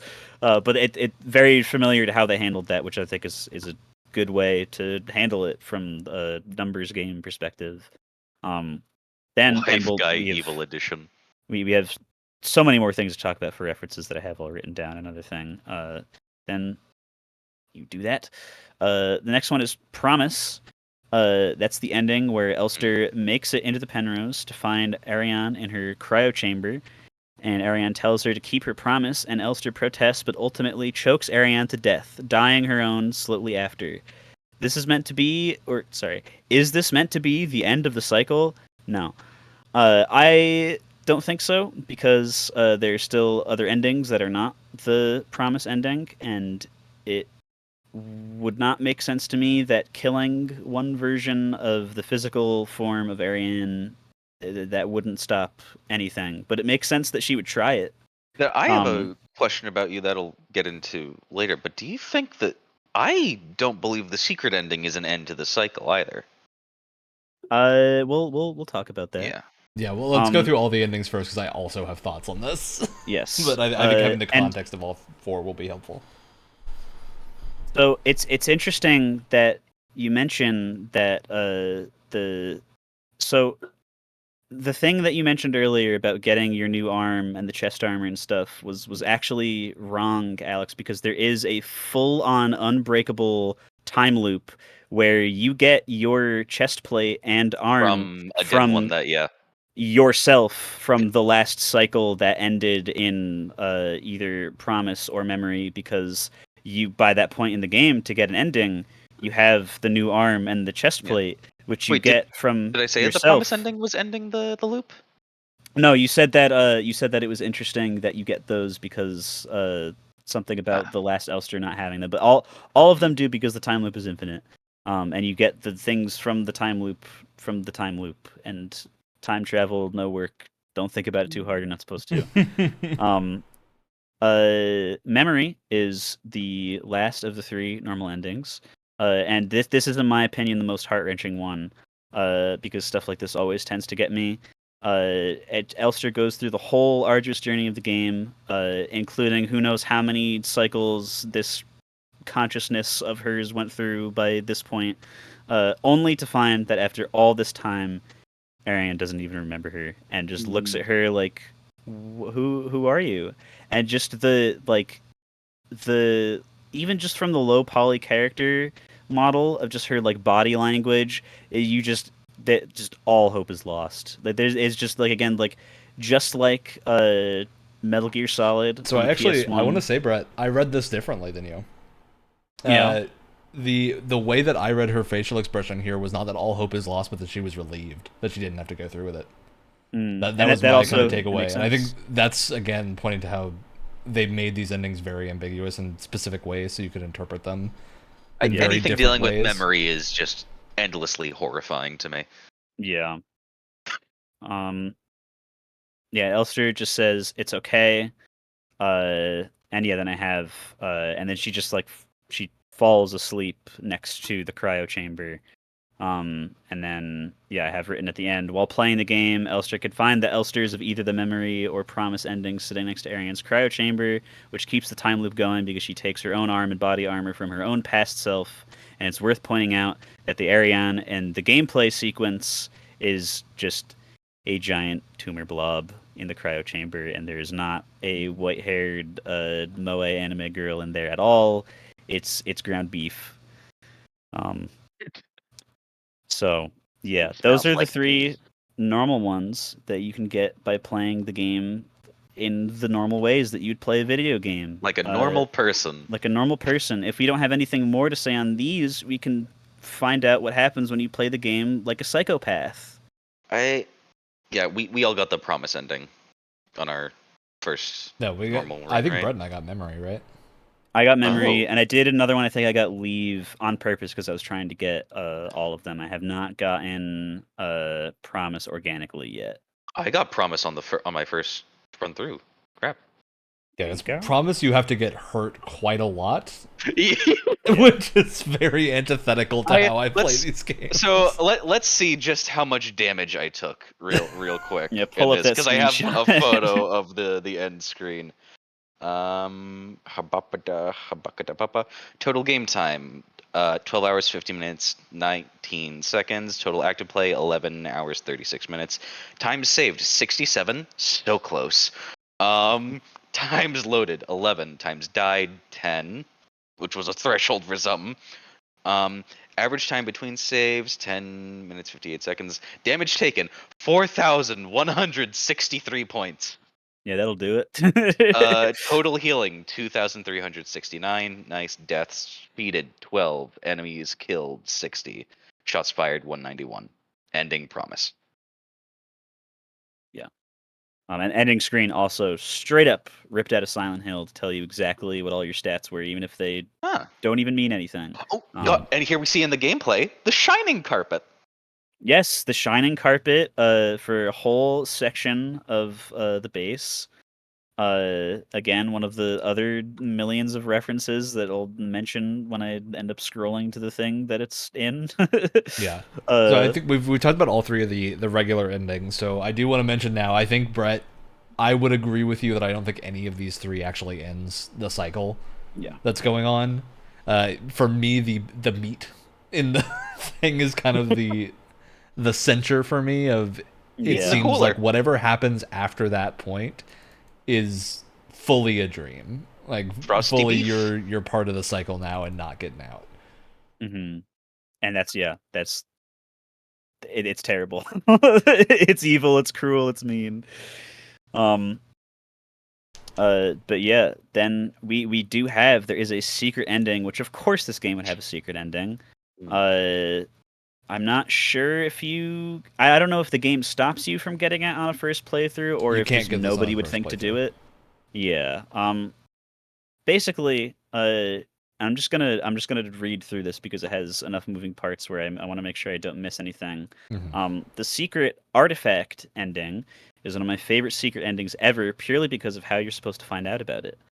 Audio signals are obviously a huge part of Signalis' world and gameplay, and by this point, I don't think that there could possibly be a sequel because they run the concept completely dry by requiring the use of an SSTV slow scan television program to transmit images over audio. In 3 areas of the game, you can tune your radio to a seemingly pointless station that plays a tone that does not relate to any of the puzzles in the area. Putting each tone respectively through SSTV shows blurry images of one respective location on a map for each of the signals. Going to these places throughout my the game God. and pixel hunting will net you 3 total keys. You may have noticed that in the first-person segments in Ariane's old room in Rotfront, you can turn around and find a safe with 3 padlocks on it. The final time that Elster goes to this room, after opening the moon phase door, these 3 keys can be used to unlock the padlocks, but you are then presented with a number pad. What is the code? The number station-esque string of 20 digits relayed to you in German at the very 20. beginning of the game, of course. 20 digits in German. Unlocking the safe reveals a lily, which Elster then places on a pedestal, joining 5 other Elsters in surrounding a casket with a shimmering artifact inside. The message, "The mystery of this god is complete," as she announced it to her servants, the prophets, appears on the screen in German, followed by a massive Ariane's eye looking down on the scene. Elster and Ariane dance in their decrepit room as the music fades out. Does this mean the cycle has ended, or that it will continue? My copium is that this is where it does, because I cannot bear to see these poor characters go through Oh. any more pain. But I do, there's nothing concretely pointing to it being over. Yeah. Even if the entirety of reality is destroyed, even if it's just in the dreamscape, I think that it could be possible that Elster's horrible torture and Ariane's longing for Elster to be there will be satiated, even if it's just in a dream world of them finally being able to dance together and spend the rest of the infinite dream reality together. And there will be no more meat. There will be no more baby paste. There will be no more suffering shooting at cage monsters and minas. But there's nothing pointing to that being the concrete end, so it's just another part of the cycle. So, Brett, Yes. what are the names of the 3 keys that you gather?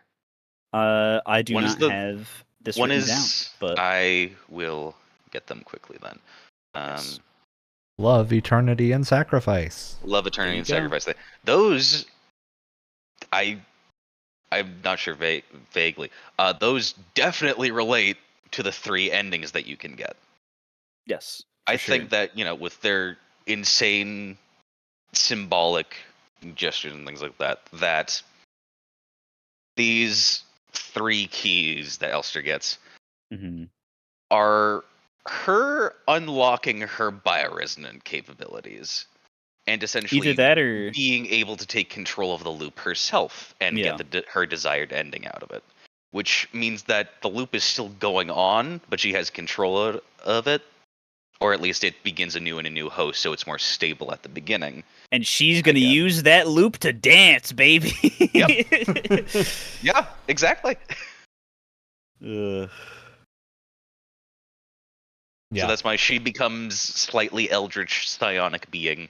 So my and uses it to crackpot get jiggy game with her dev theory GF. for this is that originally there were going to be 5 keys, and then the 6th one is you laying down and dying there, and then that there was 5 endings, and 2 of them were cut. And so what it was gonna be is that you had to run through all the others.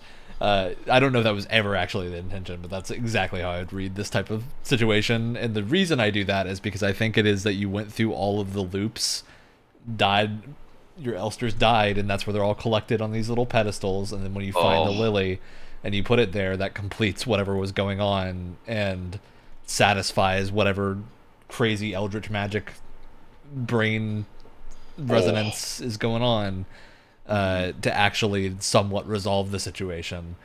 And I don't know if that's a happy ending for anyone involved, but I would say this is probably the one that's best for everyone else. Yeah. I think the biggest implication to me in this ending is that whatever crazy eldritch stuff was going on in Sierpinski and Rotfront and all the other places is done. And like that, whatever effect that was having on the actual world and not just dream reality. Do you think they'll bring people back to stability, like Adler and Iso, or I is he think still they're all skinless? They're all dead. He's still skinless Infinite and time he's still has passed. paced. Yes. I think it's just they're no longer in the loop. The loop is not It's- repeating forever. Yeah, it's anymore. either they're no longer in the loop, even if it's just them in a whole universe with no other human beings and everybody else has been turned to me. It was already like that for them anyway, so I don't think they would really care all that much. Or maybe it's the so loop restarted badly- and it's stable this time and there's no meat.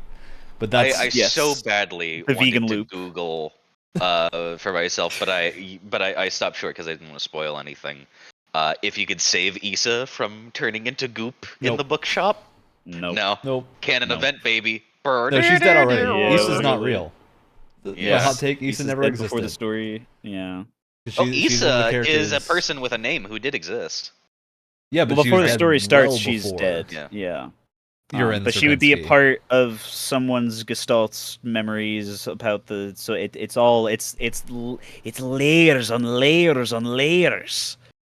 What a delicious onion to cry into. Truly, and it's interesting that there just so happened to be 5 other Elsters and other pedestals, and you just so happen to be the 6th one putting the lily on the thing. Are we in the going to hear game about with it now? Are we going to hear about 6? inventory slots and hexagons.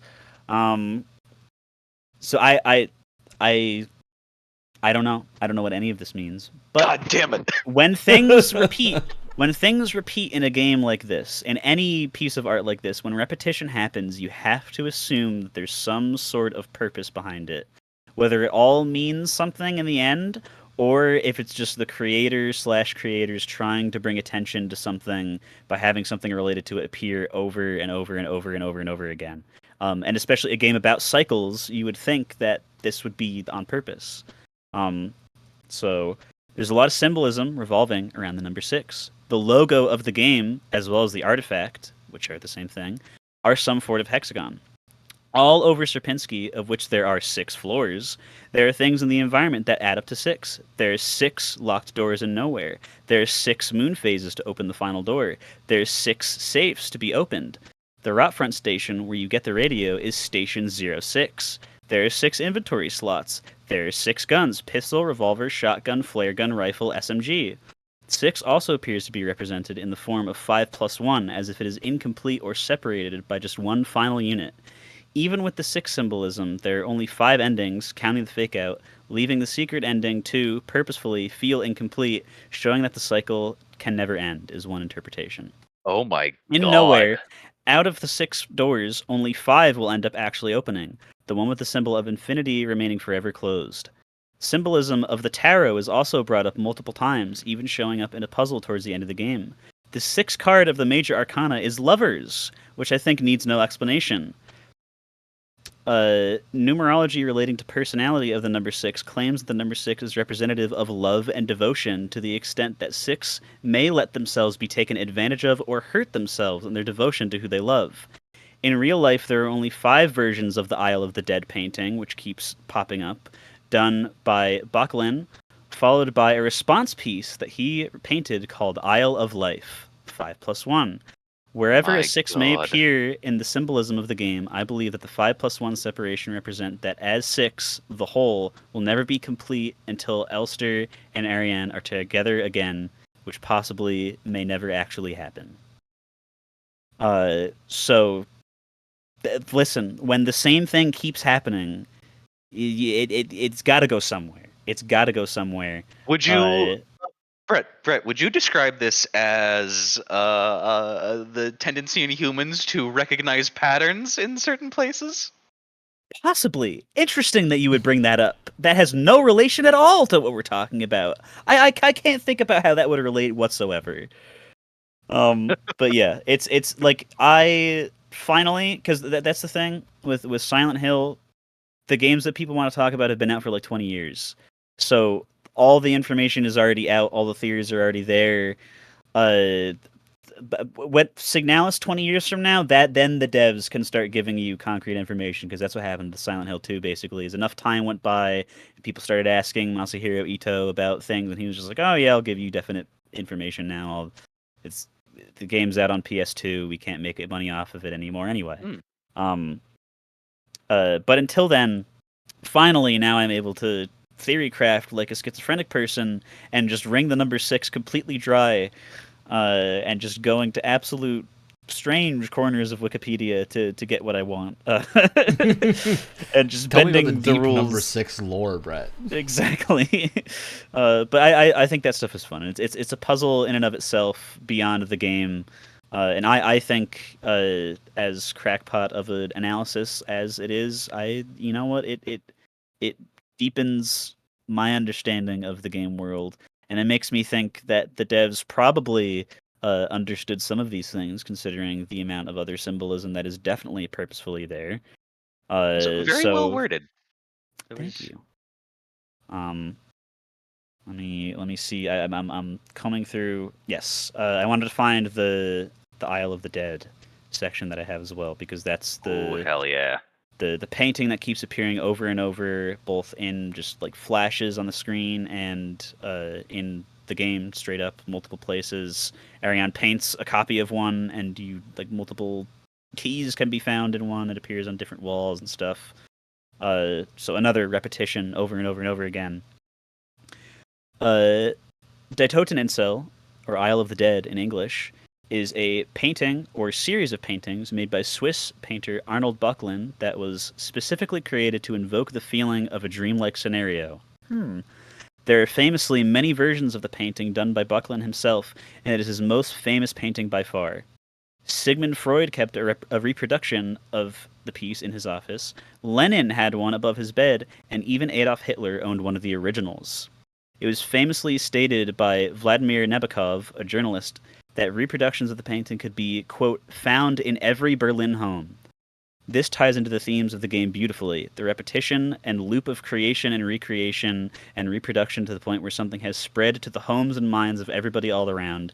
You even walk along the shores of the painting at multiple points in the game, because that's the dream island that you go to. It like just absolute like they must have been working on like 2 hours of sleep when they thought of this part, because man, that's crazy. Yeah, that's a level of analysis that is impressive for the You devs said who went through, you said the devs were German too, didn't you? Or I'm pretty sure they're German, yeah. I'm pretty sure. And I have again, just going through all the symbolism for things. God, that Falk boss fight in the background. Yeah, that is a sick final boss too. Oh For my a game God. that's not like super based on combat, it's awesome. I was also very happy that I understood the hint for the final boss fight in the papers in there. I'm just like, I'm going to leave space for books in my backpack. Yeah. Oh, there's a red border around these. I can pick these up. Shit. Yeah. So I also I hope you like alchemy, because again, in typical Silent Hill fashion, alchemy runs thickly in the veins of Signalis as well. Full metal? Where do you think it comes from, you dingus? In one of the earlier floor-spanning puzzles of the game, you have to find/create 5 different keys to unlock a door, which earlier was shown in Ryan's gameplay. You have to find the fire, water, earth, wind, and finally gold keys. on top of just being the elements, gold is found while watching/experiencing a VHS tape in which you walk up to Ariane on a train and the lights flicker, leaving behind the gold key. In alchemy, the 4 elements are used in different substances and amounts in attempts to create gold, the symbol of perfection. While alchemy is also used many times in Silent Hill as basically free mysticism points, it is paired here to actually, I think, mean something, to say that in Elster's mind, Ariane is the closest thing to perfection that there is. And yeah, they use the tarot for the puzzle that I mentioned. That was a really fun puzzle too. Yeah, that was super sick. Yeah. Just the entirety of this game is like, wow, all those Wikipedia rabbit holes I went down over the years are finally coming in useful because I understand all these things. One of the pieces of classical music that they use is Swan Lake, very easily recognizable, but it has That was the one a that lot was of said to calm down some of the units, right? Or be their stabilizer. calms down some of the units, and it also is the audio that has to play to open Falk's sound The activated Owl safe. Box, I believe. Yes, or at least you get the key from the room Yeah. or whatever. And I wanted to test something out because I played that around the general mobs, and they yes, didn't attack me. yeah. But yeah, Tchaikovsky's Swan Lake is used as a solution to an awesome audio puzzle having to do with getting a key from a presumably dead Falk, the commander of the Protector units. In real life, Swan Lake was also used in the USSR and played over the entire Soviet bloc to denote the death of Soviet Premier Brezhnev as a new leader was decided. Then it was also played for his successor, Chernenko, and then for his successor, Andropov. Swan Lake was finally played in the USSR on loop on every state television over a 3-day period during the military coup d'etat that resulted in the dissolution of the Soviet Union in 1991 when the military failed and democracy was instated. It is said that hearing God. Swan Lake is impossible to separate from thoughts of greater anxiety by people who lived in the USSR, and even today it is used by Russians currently as a form of protest in hopes that the more they play it, it will signal the death of Putin as well. So there's dual symbolism, and that is meant to convey anxiety to those living in a state with ideals and you doom said feature. the death of Putin as the final spear. Awesome. Awesome. Violent scene missing. But yeah, so it's Phenomenal. to me that's two meanings in that it's it represents the like anxiety of living in a very dour state as in like government state, Here we go. with ideals and a doomed future similar to that of the USSR, it feels like. And it also can signify the passing of Falk's leadership to that of her successor, Ariane. Or just the passing of her in general, because she's the final boss, as everybody just saw. The passing of her in Yeah. general as she slumps over another very Yes. well timed. Look, I've realized yeah. that VLC will let me, without having to close and open the window, let me play any clip. There just he when I tell it to is. play. Yeah. He has So I no can- mask. Yep. But I actually think a So lot of what good. you're just talking about, Brett, I think where I've landed on a lot of the story is a weird interpretation that Ariane is not actually the bioresonant one in this relationship, but that Elster is. And Yeah, and that Elster can is the make one sense. causing this whole thing, and she's a soldier. She believes she has to fight for the end that she wants, and is causing this to exacerbate as Adler's whole like rampage about her causing all of this because she keeps repeating the cycle instead of ending it. And I Yeah. think that all lines up very well with an interpretation that Elster is the one causing this, and that the reason that file said not to do those, let Elster have those things, is it would cause her to become unstable and bioresonant, and Yeah. that's what ended up happening. But of course, we don't know if any of this is the case because they made the game so well, and that you can interpret it in any of these ways God, they and feel really just as did. correct as anyone else. which is great. Exactly. Yeah. Plus, they really dig the 512. They do. They do love the 512. it's not like 5 minus 1 plus 2 equals anything. That would be silly to think that does. Oh, okay. I was just thinking of it in terms of addition.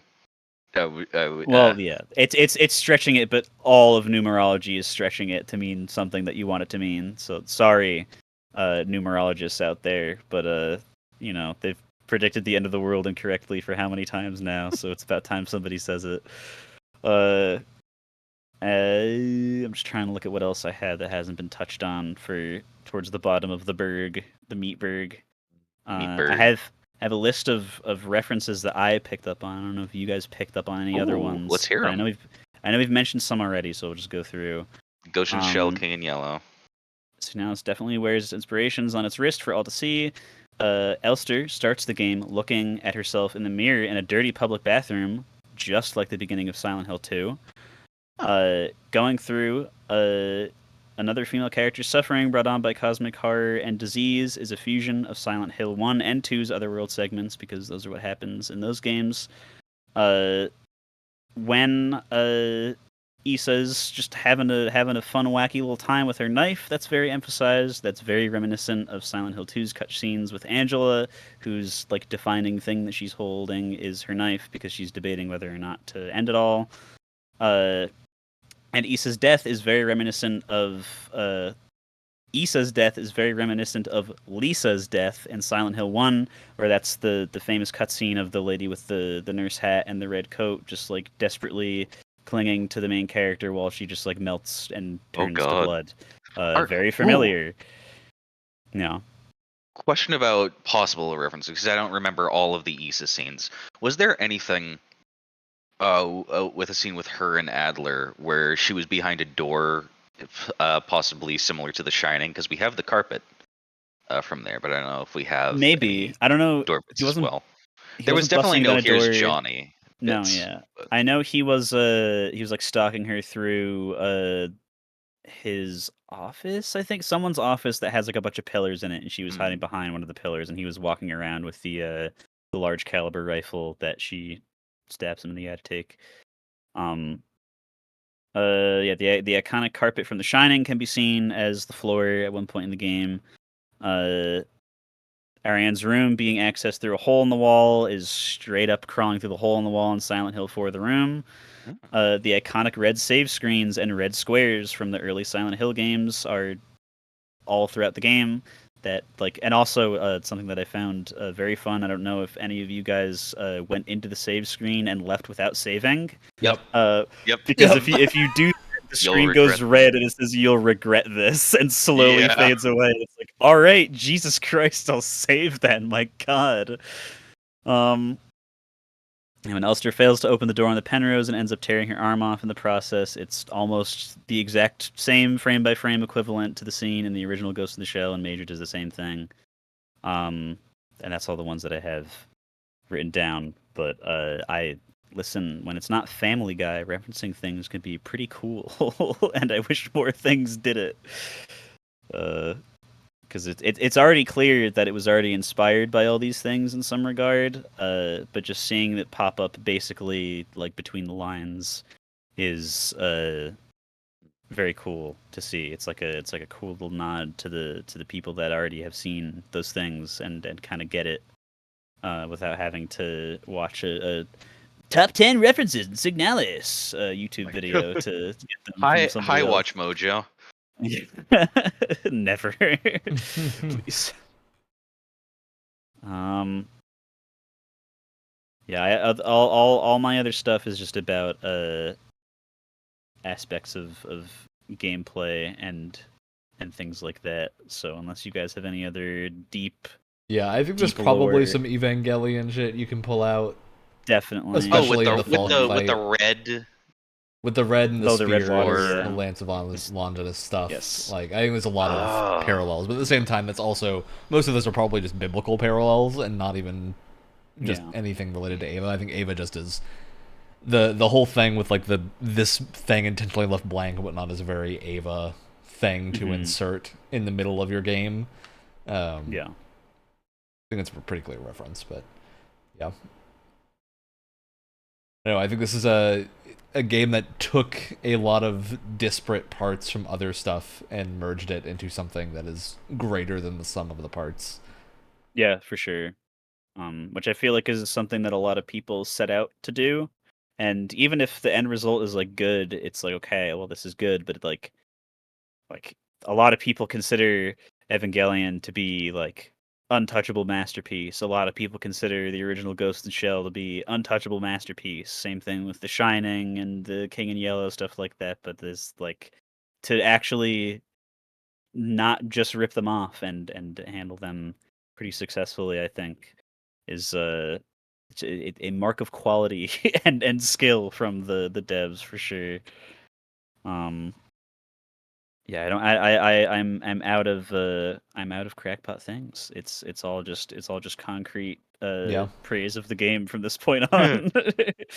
There's other small crackpot things. So there's a bunch of Elsters in the only other time you see a lot of Elsters is at the bottom of the elevator shaft Yes. in the game, From how implying many, that Adler is fully awakened and killing all of the Elsters that and come that you because cushioned all your of own them- fall. They cushioned your own fall. My God. So it's the whole idea of like, because whatever happened, the Elsters that are now made are based off of the Elster that was in the Penrose accident, which implies that somewhere they recovered that ship for some reason, or Yes. something, or maybe that it was based on that bio module or whatever it was that Elster had, because the original Gestalt that Elster was based on died in the war. Yes. So we know that they couldn't replicate any more off of that and had to replicate it on something else. So they were replicated based on the one that was in the Penrose accident, which is why all of the Elsters are falling to the same issue and having the same compulsions. The fun little crackpot theory Which moment. lines up with I think they landed somewhere, because how else are you gonna recover the data? else are you gonna do Oh, it, that Brett? makes sense. Um, Damn. Yeah, I think it's just a very, very interesting game, and there's tons of stuff to talk about in terms of how our interpretation of media affects what we think about a story. And I think this is very much a game where your kind of predisposition to assume things in the media that you consume is going to lead to whatever conclusion you make of it. Of like, are you someone that likes to have a happy ending? Then you're probably going to see a happy ending in one of these endings, even if it isn't overtly as happy as you'd like. Or if you're somewhere that's more predisposed to liking things to have more of an unknown, maybe you just won't ever try to find a concrete in the ending. You'll just be happy with whatever non-concrete thing happened. the vibes. Yeah, and I do think this is probably one of the best ambiguous ending things that I've seen in the game. I think games often fall into a really bad habit of when they end, they like to end ambiguously, but in a game that it doesn't make sense to end ambiguously, or they like to end on super hard notes and they feel like they have to close out every single thing. And both of those are extremes that work for some games, but not for most. Like, this is the scenario of, like, this is a game that it absolutely does work for, because the whole game is designed around that concept. Yeah. But are those 6 down arrows on each of those enterable doors? God Six, damn it. 6 arrows? And that's the thing that people are that's how you cement your like legacy in the game world. Like, that is one of the ways to do it. Like, people are going to be talking about this in the horror game, indie game spheres for like the foreseeable future in the same way that Silent Hill is talked about, I think, for sure. Even more in the same way that Nier is talked about. I think there's a lot of the parallels to Nier here are really close. Like, obviously extremely different games, but from the fake out credits to other things about the Gestalts and the Replicants, and the handling of all the Gestalts died first, and that was the lead into this if they couldn't handle it. I think there's a lot of parallels there that, Brett, I can't wait for you to play Nier Automata, because we're going to end up doing this exact same thing exactly. again. Exactly. It's if only after Nier Automata there were 3 more games that featured Gestalten replicants, so we could round out the 6 for that too. That would be poetic. Well, Brett, it's funny that you would mention that because there's like 3 endings. There are 4 There you endings in go. here, so there's Wait. your 4 games. Ryan. Yep. There's 3 Drakengard games. We can do it. Oh, We can do the oh, whole there she thing. goes. Lisa's turning into goop. The goop. And it's such a sad scene because she did not deserve that. But her character almost is like barely like just barely understanding the fact that like, hey, wait, I'm not supposed to be here. I'm supposed to be dead. I guess I'm gonna do that now. Bye. Because it's just like, wait, I'm a bug in this system here. This ain't supposed to be working. So whatever. Sometimes you just wake up as a cockroach. Yes. Yeah. That picture's always terrified me. But Yeah, there's the dead pictures. Yes. Yeah. In terms of just other random stuff that I chose to specifically point out that I really liked. I think it's controversial opinion here. I think this game could have possibly been ruined if it had voice acting. I am with you. This is one of the strongest. I'm normally a person that likes voice acting. This is one of the strongest. I would be so against it having it, unless they had managed to get perfect casting from every direction. Yeah. No way. Like It would break the Make it silence. so much better, and the Yeah. moodiness of it works so well. And you'd also get to like Silent Hills is already contentious enough because it's purposefully David Lynchian. Like the dialogue is perfectly like stilted and purposefully delivered in a really forced, weird way. That people who don't get it because they just came off playing Call of Duty will just be like, "Oh, this voice acting sucks. Like, why is it like this? Everybody sounds so weird." And I feel like that would have been something that the devs probably would have tried to replicate for this because in a way I could see that in theory complementing it, but you get the same the cycle repeats itself and you just get the same complaints from the same kind of people again. And to save me from hearing about that on the internet and also from just being able to read things at my own pace, for me being able to interpret things in my own way more easily, and for me being able to figure out like, okay, yeah, these characters like look the same. I can see that on their art before the game tells me to. If they had the same voice, that illusion would be shattered a lot more easily. So I'm glad this is one of those cases where they used their budget correctly and didn't try to stretch it by casting. Probably would have resulted in like 5 to 10 different people for how many different characters there are if they didn't want to reuse people multiple times. So I'm very, very glad that it was just like an old school game that you just have to read because all the puzzles are basically that anyway.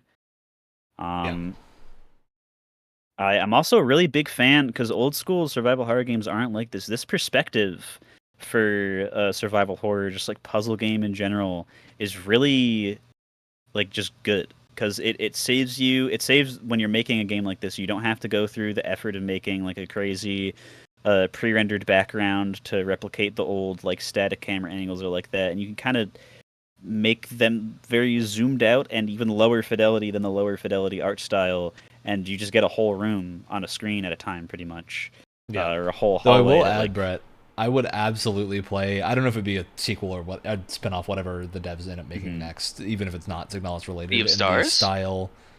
Sea of Stars in the style of the first-person scenes, because I think their direction of what things look like, especially the very first one where you're in the block city, loved it. I think they had the art style worked so perfectly. I would play just a walking simulator. Like, take every gameplay mechanic out except for clicking on notes, and I would still play it. Like, I have before. There are a lot of games that are like that. They're very fun.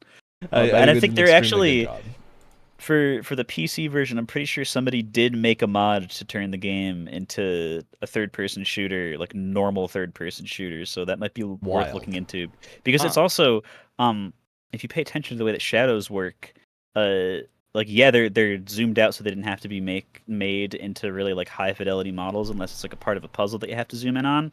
All the parts of the room, like the shelves, the chairs and stuff, they're all fully 3D. You can view them from multiple angles.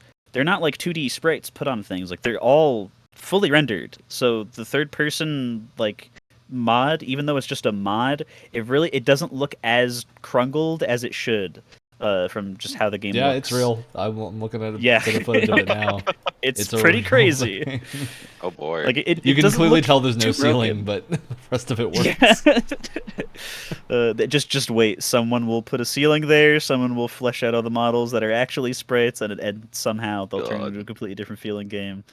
But I think Yeah, like I'd absolutely. I think this is when people are talking about like de-resed games or something. This is exactly what I imagine when I think of someone saying like a game that's inspired by older generations of games, but isn't actually beholden to how they were made and designed and can use modern techniques. I think a game that looks like this is absolutely like a perfect case for that. I think this game just looks so good, especially in the first person stuff. I thought that was just phenomenal looking.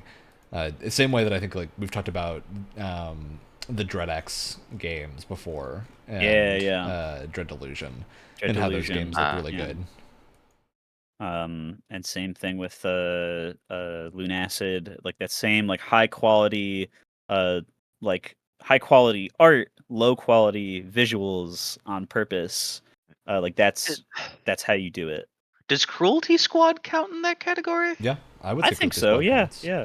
It's Because I can admire Cruelty Squad for what it is, but I can't watch it for too long without getting Cruelty Squad is intentionally upsetting to look at. It's yes, for sure. I think Signalis is not that, but Signalis is beautiful in the most horrifying, gut-wrenching way. Mm-hmm.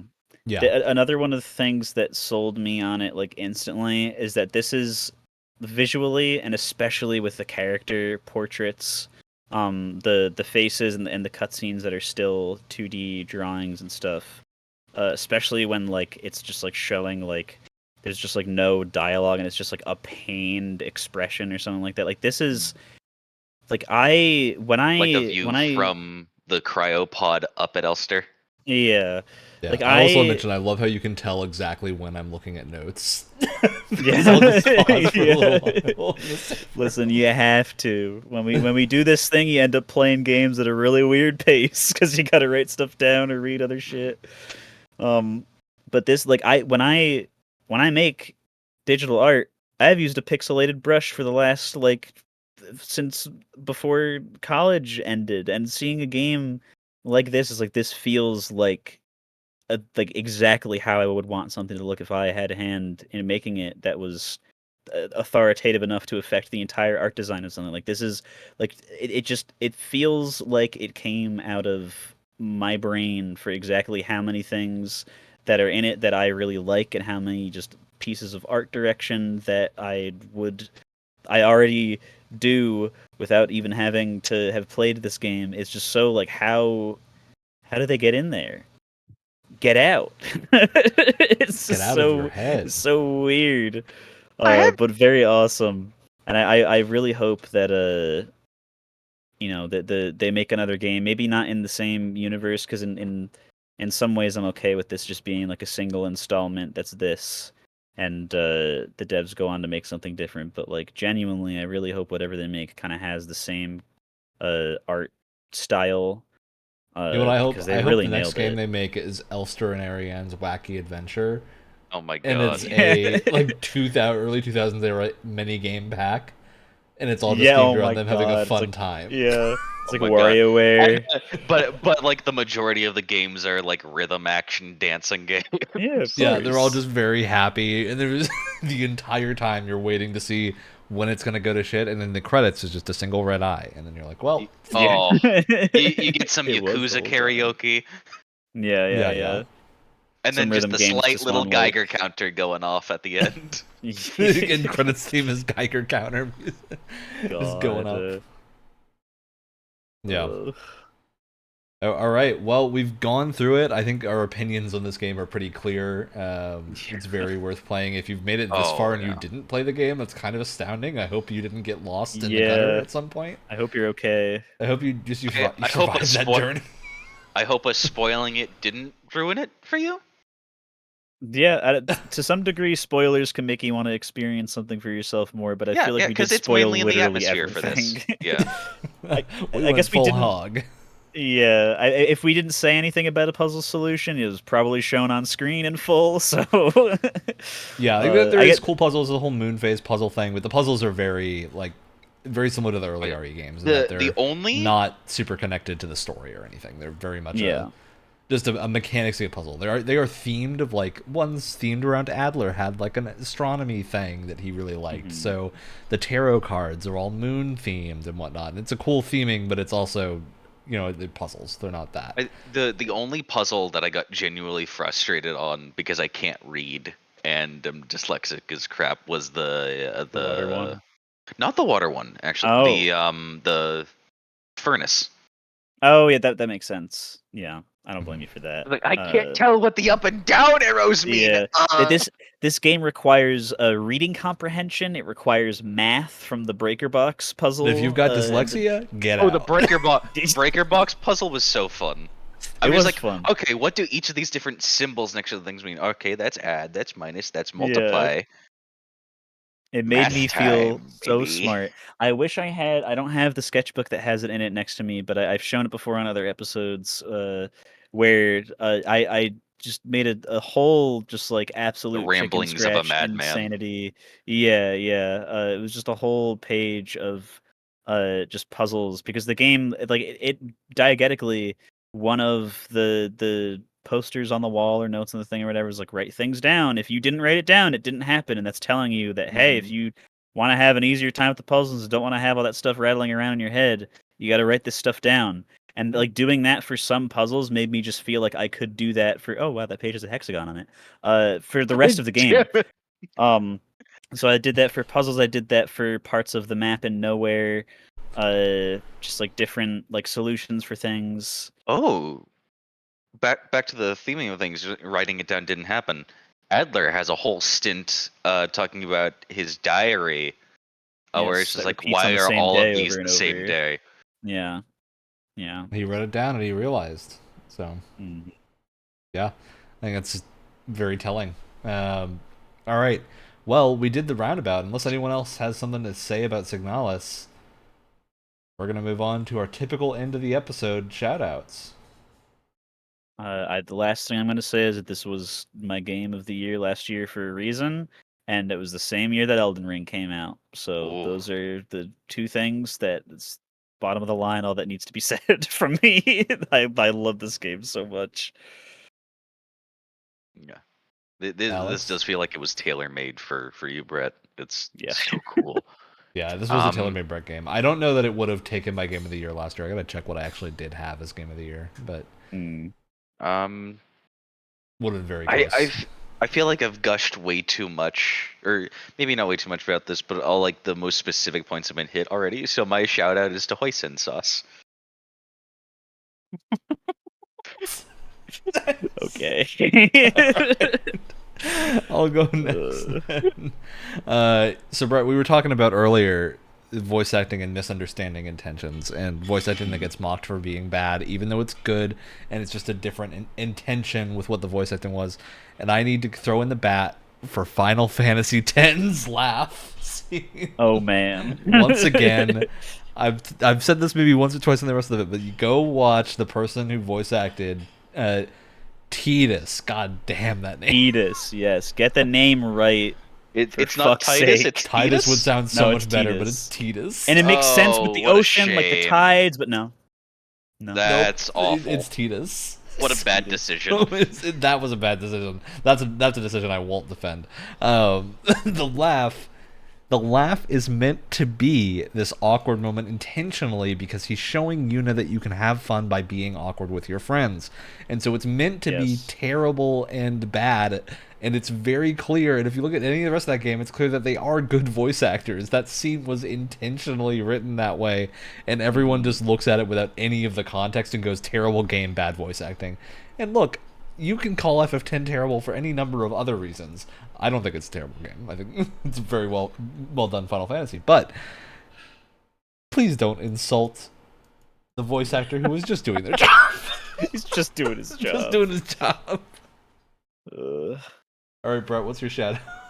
Well, I was going to shout out this 8-bit do controller that I just got, but instead, Final Fantasy being good or bad has been brought up, and I've come to bring up Final Fantasy 13. Yeah. And say that I finished it recently, and it's actually a very good game. I understand why people don't like it. And I am of the opinion, the correct opinion, that they're wrong. Brett, you gotta remember the Final Fantasy cycle. The Final Fantasy cycle is the game comes out, people say it's shit, and then the next game comes out and they say it's the best one. Exactly. Over and over, unless you're Final Fantasy 15. Breaking the cycle. Exactly. No, there are people that really, really defend that game to a level that is kind of threatening. I feel bad for those people. Listen, look, okay, 15 had so much opportunity to be good. And again, I don't want to insult the Luminous team, because I believe that at some point 15 had a good time.